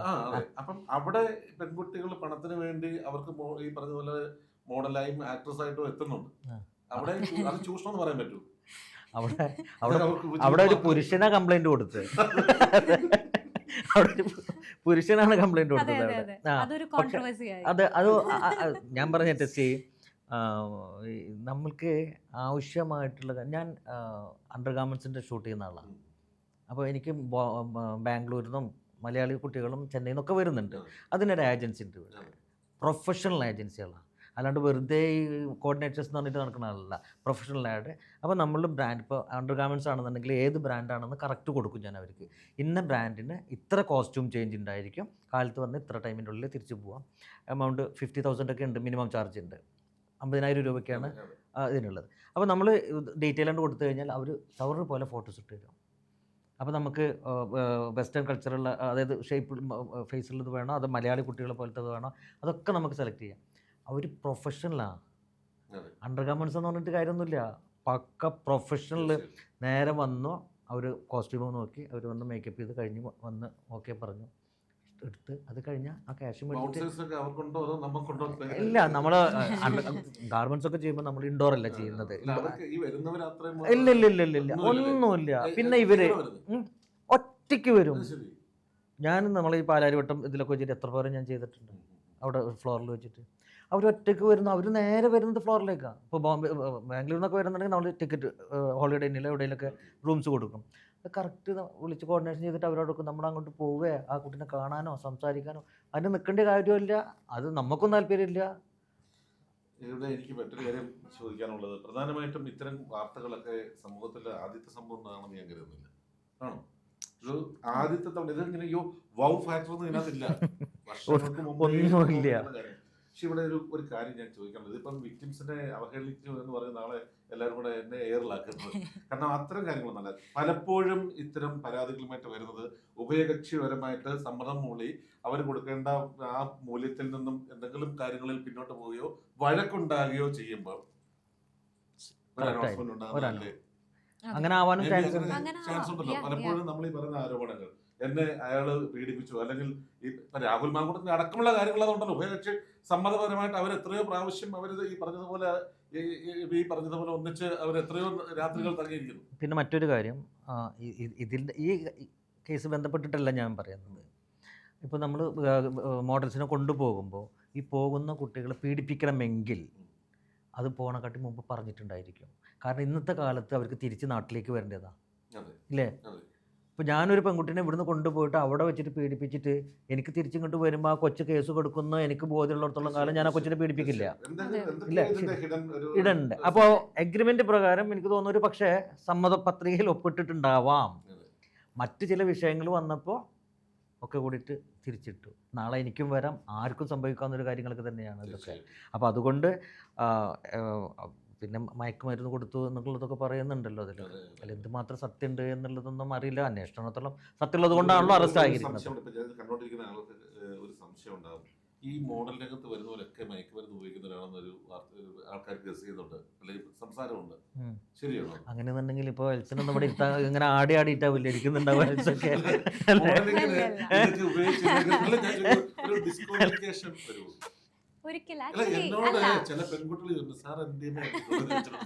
അല്ല കാലഘട്ടത്തിൽ ആ ചോദ്യം ചോദിച്ച സമയത്ത് എനിക്ക് MDMA എന്നോട് ചോദിച്ചത് ജോയിന്റ് അടിച്ചിട്ടുണ്ടോ. അപ്പം ഈ രംഗത്ത് അങ്ങനെ എന്റെ ഒരു ഇത് പ്രസ്താവനയല്ല കേട്ടോ, ഈ രംഗത്ത് അല്ലെങ്കിൽ എല്ലാ രംഗത്തും ഇപ്പോൾ മയക്കുമരുന്നിന്റെ ഉപയോഗം കൂടി വരുന്നുണ്ട്. എങ്ങനെയാണ് എങ്ങനെ ഉപയോഗിക്കുന്നത്? എങ്ങനെയാ എൽസ ഉപയോഗിക്കുന്നത്? ഇല്ല, എനിക്കറിയില്ല ഇതിനെ. നമ്മൾ എക്സ്പീരിയൻസ് നമ്മൾ ഇങ്ങനെയുള്ള ഷോയിലൊക്കെ പോകുമ്പോൾ സഹപ്രവർത്തകര് അല്ലെങ്കിൽ പെൺകുട്ടികൾ എസ്പെഷ്യലി സ്ത്രീകൾ ഇത് ഉപയോഗിക്കുന്നതായിട്ട് കണ്ടിട്ടുണ്ടോ? ഞാൻ ആക്ച്വലി ഈ 2 ഷോസ് ആണ് ചെയ്തിട്ടുള്ളത്. ഒന്ന് കോമ്പറ്റീഷൻ ബേസ്ഡ് ആയിട്ട് ഇതൊന്നും ചെയ്തിട്ടുണ്ട്. ശ്രദ്ധിക്കാനുള്ള സമയം നമുക്കില്ല. പിന്നെ മിസ് കേരള ഇത് ചെയ്യാനും ഇത് നോട്ട് ചെയ്യാനും ഒന്നും ഉള്ളൊരു ടൈമില്ല. സമയം നമ്മൾ ഓടി നടന്ന് വർക്കിന്റെ തിരക്കും അതും ഇതും എല്ലാം മാനേജ് ചെയ്യുന്ന ഒരു ടൈമിൽ ഒബ്വിയസ്ലി ടൈം ഉണ്ടായിട്ടില്ല. പിന്നെ പേഴ്സണലി എനിക്ക് തോന്നുന്നതെന്ന് പറഞ്ഞാൽ ലൈക്ക് ഇതൊരു ഇൻഡസ്ട്രി ബേസ്ഡ് ആയിട്ട് തോന്നുന്നില്ല. എന്ന് പറഞ്ഞാൽ ലൈക്ക് ഇപ്പോൾ കൊച്ചി തന്നെ ഇത് ന്യൂമറസ് ആയിട്ട് തന്നെ നടക്കുന്ന കാര്യമാണ്. ഇത് ഭയങ്കര ഒരു കാഷ്വൽ രീതിയിലായി ഓൾറെഡി. ലൈഫിലേക്ക് വന്നിട്ടുണ്ട്. അപ്പോൾ അതൊരു ഇപ്പോൾ ഈ മൂവി ഇൻഡസ്ട്രിയിലും മോഡലിംഗ് ചെയ്യുന്നവരാണ് ഇത് ഏറ്റവും കൂടുതൽ യൂസ് ചെയ്യുന്നതെന്ന് പറഞ്ഞാൽ ഞാൻ അതിനോട് അഗ്രി ചെയ്യുന്നില്ല. പക്ഷെ ഉണ്ടോയെന്ന് ചോദിച്ചാൽ ലൈക്ക് ഉണ്ട്. ഇതിൽ മൂവീസ് ആക്ട് ചെയ്യുന്ന ആൾക്കാർ ചിലരത് യൂസ് ചെയ്തിട്ടായിരിക്കും മേ ബി അവർക്ക് കുറച്ചും കൂടെ എക്സ്പ്രസീവ് ആയിട്ട് ചെയ്യാൻ പറ്റുന്നത്. ഒരാളെ വെച്ചിട്ടാണ് പറയുന്നത് കേട്ടോ. അല്ല ചിലത് ഡയലോഗ്സ് ഒന്ന് പ്രോപ്പർ ആവണമെങ്കിൽ എനിക്കിത് വേണം ഇതില്ലാതെ പറ്റില്ല എന്ന് പറയുന്ന ആക്ടേഴ്സ് ഉണ്ട്. അതല്ലാതെ എത്രയോ നന്നായിട്ട് ആക്ട് ചെയ്യുന്നവരുണ്ട്. സോ ഇതൊക്കെ ഓരോ ആൾക്കാരുടെ ഒരു മെന്റാലിറ്റിയാണ്. അതെ അതെ ഒഴിവാക്കാം. ഈ സിന്തറ്റിക് ഡ്രഗ്സ് ഒഴിവാക്കുക. സത്യം. അല്ല ഈവൻ ഡോക്ടേഴ്സ് യൂസ് ചെയ്യുന്നുണ്ട്, ഇപ്പോൾ ലോയേഴ്സ് യൂസ് ചെയ്യുന്നുണ്ട്, IT പ്രൊഫഷണൽ. ഇതിനൊരു ഇൻഡസ്ട്രി ബേസ്ഡ് അല്ല, അതൊരു മൈൻഡ്. സിന്തറ്റിക് ഡ്രഗിലേക്ക് വരുന്നതിൽ ഞങ്ങൾക്ക് അമർഷമുണ്ട്. സിന്തറ്റിക് ഡ്രഗ് നമ്മുടെ മസ്തിഷ്കത്തെ മാത്രമല്ല ജീവിതത്തെ തന്നെ തകർത്തുള്ള ഒരു സംഭവമാണ്. അവിടെ നമ്മൾ പറയാറുണ്ട് പണ്ട് മഹർഷിമാരൊക്കെ ഇന്ത്യയിൽ കഞ്ചാവ് അടിച്ചിട്ട് കഞ്ചാവ് ഒരു അത് അവര് ഒറിജിനൽ കഞ്ചാവ് ആയിരിക്കും വലിച്ചിട്ടുണ്ടാവുക. ഒരു മയക്ക് വേറെ ഇപ്പം ഇന്ന് ഇവിടെ കിട്ടുന്നത് എങ്ങനത്തതാണെന്ന് നമുക്കറിയില്ല. അതെ, പിന്നെ ഒക്കെ സിന്തറ്റിക് ആണോ കൂടുതലും? തീർച്ചയായിട്ടും. ഞാനിപ്പം പറഞ്ഞു വന്നതും ഇപ്പം ഡോക്ടർ ഷഹീർ ഈ പറഞ്ഞ പോലെ ഒരു ഷോ ഡയറക്ടർ എന്നുള്ള നിലയിലും ഒരുപാട് സംഘടനകൾക്ക് നേതൃത്വം കൊടുത്തൊരു വ്യക്തിയും കൂടെയാണ് ഈ രംഗത്ത്. ശരിക്കും പറഞ്ഞാൽ ഇന്ന് ഒരു സംഘടന പോലെ ഈ വാർത്തയ്ക്ക് എതിരെയോ അല്ലെ അനുകൂലമായിട്ടോ ഒരു പ്രസ്താവന ഇറക്കിയിട്ടില്ല. അത് ഞാനിപ്പോൾ ഒരു സംഘടനയിലുമില്ല. ഞങ്ങളൊരു യുണൈറ്റഡ് ഫാഷൻ എന്ന് പറഞ്ഞിട്ടാണ് ആദ്യത്തെ ഫാഷൻ ഇൻഡസ്ട്രിയിലെ സംഘടന ഞങ്ങൾ തുടങ്ങി. അതിൽ തന്നെ യുണൈറ്റഡ് ഫാഷൻ ഫെഡറേഷന് നിലവിലുണ്ട്, കുറച്ച് പേരേ ഉള്ളൂ. അതാണ് ആദ്യത്തെ സംഘടന ഇവിടുത്തെ, വേണമെങ്കിൽ സൗത്ത് ഇന്ത്യയിലെ തന്നെ ആദ്യത്തെ സംഘടന എന്ന് പറയാം. നമ്മളുടെ സുരേഷ് ഭായി, ഇൻസ്പയർ സുരേഷ് ഭായി ഞങ്ങളൊക്കെ കൂടിയിട്ട് ചെയ്തതാണ്. പക്ഷേ അതിലുണ്ടായിരുന്ന കുറേ ആൾക്കാരുണ്ടായിരുന്നു, ഒക്കെ വേറെ ഒരു സംഘടനയിൽ പോയി. ആ സംഘടന സ്പ്ലിറ്റായി വേറെ സംഘടനയായി, അങ്ങനെ ഉണ്ടാകും. ഇത് അങ്ങനെ തന്നെ നിൽക്കുന്നുണ്ട്. അതിലോട്ട് ഒരുപാട് ഞങ്ങളെ ഇൻവൈറ്റ് ചെയ്തു. ഞങ്ങൾ പോകാത്തത് എന്താ പറഞ്ഞു കഴിഞ്ഞാൽ, ഞാൻ നേരത്തെ പറഞ്ഞില്ല, ഒരുപാട് പോലെ മോഡൽ കമ്പനികളുണ്ട്. ഇതുപോലത്തെ കമ്പനികളായിട്ടും ഇല്ലെങ്കിൽ മോഡൽ കമ്പനിയായിട്ട് സഹകരിക്കാൻ നമുക്ക് ബുദ്ധിമുട്ടുണ്ട്. ഒന്നാമത് ഞാനിത് പഠിപ്പിക്കുന്ന ഒരാളാണ്. എന്തായിരിക്കണം മോഡൽ എന്ന്, അല്ലെങ്കിൽ ഒരു ആർട്ടിസ്റ്റ് എങ്ങനെ ആയിരിക്കണം എന്നുള്ളത് പഠിപ്പിക്കുന്ന എനിക്ക് കൊണ്ടുപോയിട്ട് ഈ ഒരുപാട് ഇത് കളിക്കുന്ന ഇതിലേക്ക് നമുക്ക് ചെയ്യാൻ പറ്റില്ല. ഇവരെന്തുകൊണ്ട് വരുന്നില്ല എന്ന് പറഞ്ഞു കഴിഞ്ഞാൽ, ചിലപ്പോൾ ഒരു പക്ഷേ ഇവർ പരാതി കഴിഞ്ഞ് കഴിഞ്ഞാൽ അടുത്ത പരാതി ഇവർക്ക് അഗെയിൻസ്റ്റ് ആയിട്ടായിരിക്കും വരുന്നത്. കാരണം ഒരുപാട് ആൾക്കാർ ക്യൂ നിൽക്കുന്നുണ്ടായിരിക്കും. ആരൊക്കെ പീഡിപ്പിച്ചു എന്നുള്ളതൊന്നും പറയാൻ പറ്റാത്തൊരു കണ്ടീഷനിലാണ് ഓരോ സംഘടന. അപ്പോൾ സംഘടന ഞാൻ മോശമായിട്ട് പറയുന്നതല്ല, പക്ഷേ ഒരാൾക്ക് വേണ്ടിയിട്ട് വാ തുറക്കാൻ മറ്റൊരാൾ ഇന്ന് കേരളത്തിൽ റെഡിയാവില്ല. അതായത് ഇവരൊഴികെ, ആരൊഴികെ, രാഷ്ട്രീയക്കാരൊഴികെ മറ്റൊരാളും സോഷ്യൽ മീഡിയയിൽ കമൻ്റ് ഇടാൻ ഇവരൊക്കെ ഓക്കെയാണ്. അല്ല ശരിയല്ലേ? അതെ അതെ അതെ. നമുക്ക് വേണ്ടിയിട്ടുള്ള സമയമായി. നമ്മൾ ഈ പറഞ്ഞതുപോലെ ഈ രംഗത്ത് നമുക്ക് കുറച്ചുകൂടി ശ്രദ്ധ ആവശ്യമാണ് അല്ലേ? ഈ പറയുന്ന മലയാളത്തിലെ ഈ പറയുന്ന ഷോയുടെ അല്ലെങ്കിൽ ഫാഷൻ ഷോയുടെ ലോകം, ഗ്ലാമർ വേൾഡ്, ആ ലോകത്തിൻ്റെ മേഖലയിൽ ഒരുപാട് ശ്രദ്ധ ജനങ്ങൾക്കും അതുപോലെ ഒപ്പം സംസ്ഥാന ഗവൺമെൻറ്റിനും അതിനകത്ത് ശ്രദ്ധിക്കേണ്ടതിരിക്കുന്നു. ഇന്നൊരു വിഷയം ഉണ്ടായപ്പോൾ മാത്രമാണ് അത് മോഡലിംഗ് മേഖലയിലാണ്, ആ രംഗത്തുള്ള പ്രശ്നങ്ങളാണ് ഇത് ചർച്ച ചെയ്യുന്നത്. അപ്പോൾ ടെലിവിഷനിലൂടെ ഇത് നിരന്തരം കാണുമ്പോൾ ആ രംഗത്തെ പ്രതിദാനം ചെയ്യുന്ന നിങ്ങൾക്ക് എല്ലാവർക്കും അപമാനമാണത്. തീർച്ചയായിട്ടും അതിനെതിരെ ശബ്ദിക്കുവാൻ അത്തരം ആളുകളുണ്ടെങ്കിൽ അവരെ ശിക്ഷിക്കണം. ആ രീതിയിൽ ഇനി അടുത്ത നോർക്ക പോലുള്ള സംവിധാനം ഉള്ളപ്പോൾ എന്തുകൊണ്ടാണ് ഈ കുട്ടികൾ ഈ പുറം രാജ്യങ്ങളിലേക്ക് ഒരു വിസയോ അല്ലെങ്കിൽ മറ്റൊരു ഇൻവിറ്റേഷൻ വരുമ്പോൾ ഗവൺമെന്റിന്റെ നോർക്കയിലെത്തി അത് ഒന്ന് ക്രോസ് ചെക്ക് ചെയ്താൽ അറിയാൻ പറ്റും ഏത് സംഘടനയാണ്, എത്ര വർഷത്തെ എക്സ്പീരിയൻസ് ദുബായിൽ ഇവർക്ക് ഉണ്ട്, ആരൊക്കെയാണ് ഇതിന്റെ പിന്നിൽ പ്രവർത്തിക്കുന്നത്. ഏറ്റവും സെറ്റ് നമുക്ക് ഒരു സിംഗിൾ ടച്ചിന് കാര്യങ്ങൾ മനസ്സിലാകുന്നില്ലേ? നോർക്കയുടെ അവിടുത്തെ ഫ്രണ്ട് ഓഫീസ് വളരെ ഗൗരവമായിട്ട് ഇപ്പം സജീവമായിട്ട് എടുക്കുന്നുണ്ട് എല്ലാ കാര്യങ്ങളും. അപ്പം ഇനി എങ്കിലും നമ്മളെ കണ്ടുകൊണ്ടിരിക്കുന്ന ഇതൊന്നും കമ്പനികളല്ല, ഇതൊക്കെ തേർഡ് പാർട്ടീസ് ചെയ്യുന്നതാണ്.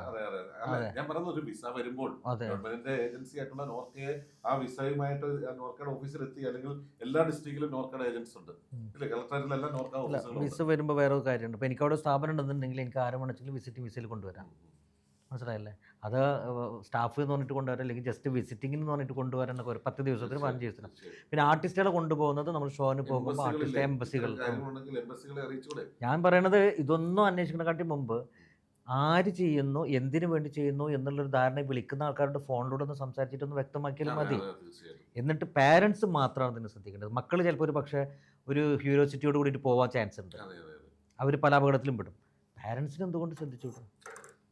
എന്തായാലും വൈൻഡപ്പ് ചെയ്യുമ്പോൾ നമുക്കിപ്പോൾ രണ്ടുപേരുടെയും അഭിപ്രായങ്ങൾ വളരെയേറെ ഗൗരവമായിട്ട് തന്നെ രണ്ടുപേരും ഷെയർ ചെയ്തു.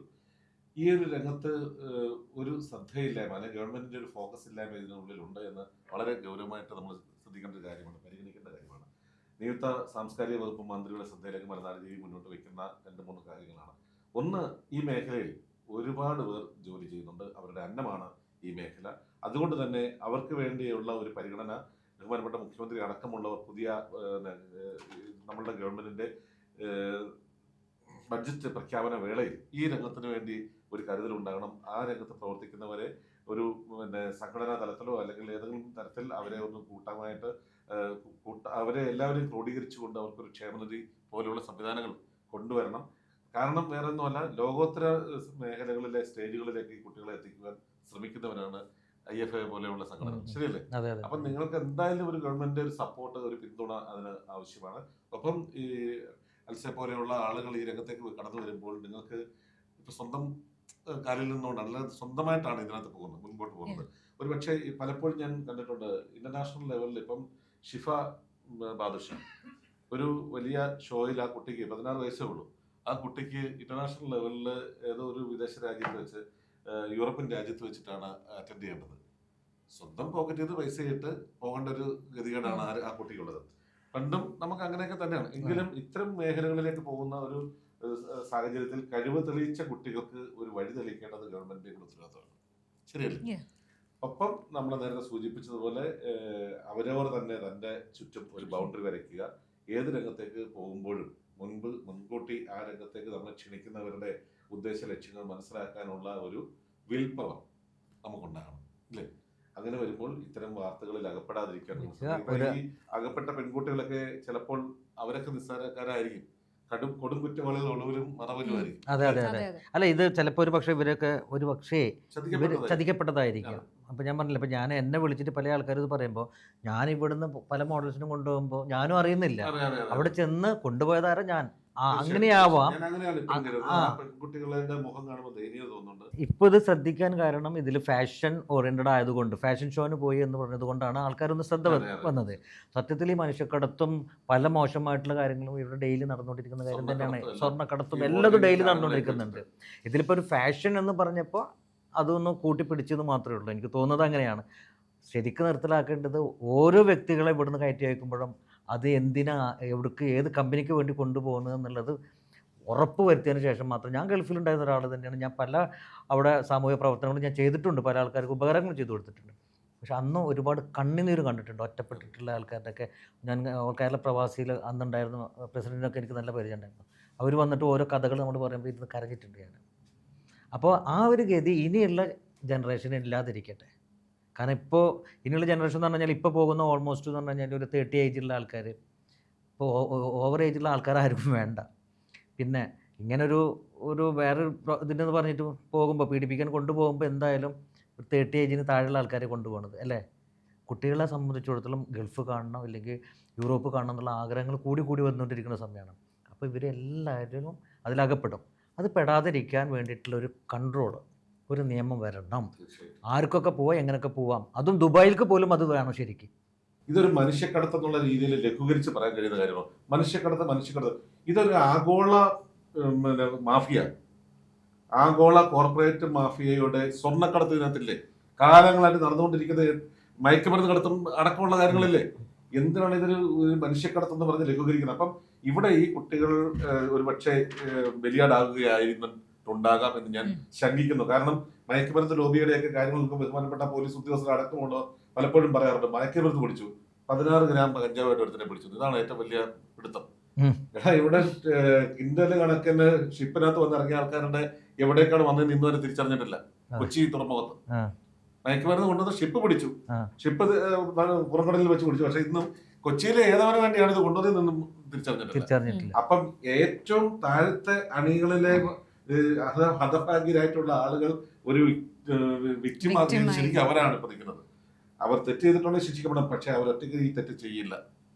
ദുബായ് പോലെയുള്ളൊരു വലിയ നഗരത്തിലേക്ക് ഇവിടെ നിന്നും മനുഷ്യക്കടത്തുന്നുള്ള ഈ രീതിയിൽ പിന്നെ മോഡലിംഗ് എന്നുള്ള രീതിയിൽ തന്നെ അവിടേക്ക് എത്തിക്കുകയും പിന്നെ അവരെ യൂസ് ചെയ്യുകയും ചെയ്തു എന്ന് പറയുമ്പോൾ ഇതൊരു വലിയ റാക്കറ്റാണ്.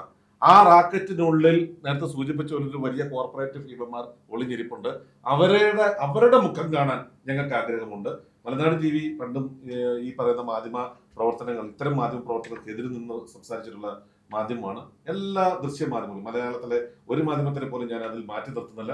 എല്ലാ മാധ്യമങ്ങളും ഈ രണ്ട് പെൺകുട്ടികളുടെ മുഖം അല്ലെ വളരെ വ്യക്തമായിട്ട് വരച്ചു കാട്ടുമ്പോൾ ഞാൻ നിങ്ങളോടൊന്ന് ചോദിക്കുന്നു, ഇതിന് പിന്നിൽ പ്രവർത്തിക്കുന്ന ആ തിമിംഗലങ്ങളുടെ മുഖം എന്ന് ഞങ്ങൾക്ക് കാണാൻ സാധിക്കും. എന്തായാലും വളരെ സന്തോഷം ഇന്നത്തെ ഈ എപ്പിസോഡിൽ ചർച്ചയിൽ പങ്കെടുത്ത് സംസാരിച്ചതിനും ചില കാര്യങ്ങൾ തുറന്നു പറയാൻ ശ്രമിച്ചതിനുമൊക്കെ വളരെ രണ്ടുപേരോടും നന്ദി പറയുന്നു. നമസ്കാരം. ബഹുമാനപ്പെട്ട സാംസ്കാരിക വകുപ്പും അതുപോലെ തന്നെ ബഹുമാനപ്പെട്ട നീതിന്യായ വകുപ്പും പോലീസിംഗ് ഡിപ്പാർട്ട്മെന്റും അടക്കമുള്ളവരോട് ഞാൻ പറയുന്നു, ഇത് നിങ്ങൾ പിടിച്ചിരിക്കുന്നത് പരൽമീനുകളെയാണ്, തിമിംഗലങ്ങൾ വലയ്ക്ക് പുറത്താണ്. നാളെ ആ തിമിംഗലങ്ങളെ പിടിക്കുകയാണെങ്കിൽ ബഹുമാനപ്പെട്ട നിയുക്ത മുഖ്യമന്ത്രി VDS നേതൃത്വം നൽകുന്ന ഇന്നത്തെ സർക്കാരിന് ഞാൻ ബിഗ് സല്യൂട്ട് തരും. ജയ് ഹിന്ദ്. ജനനായക ജനനായക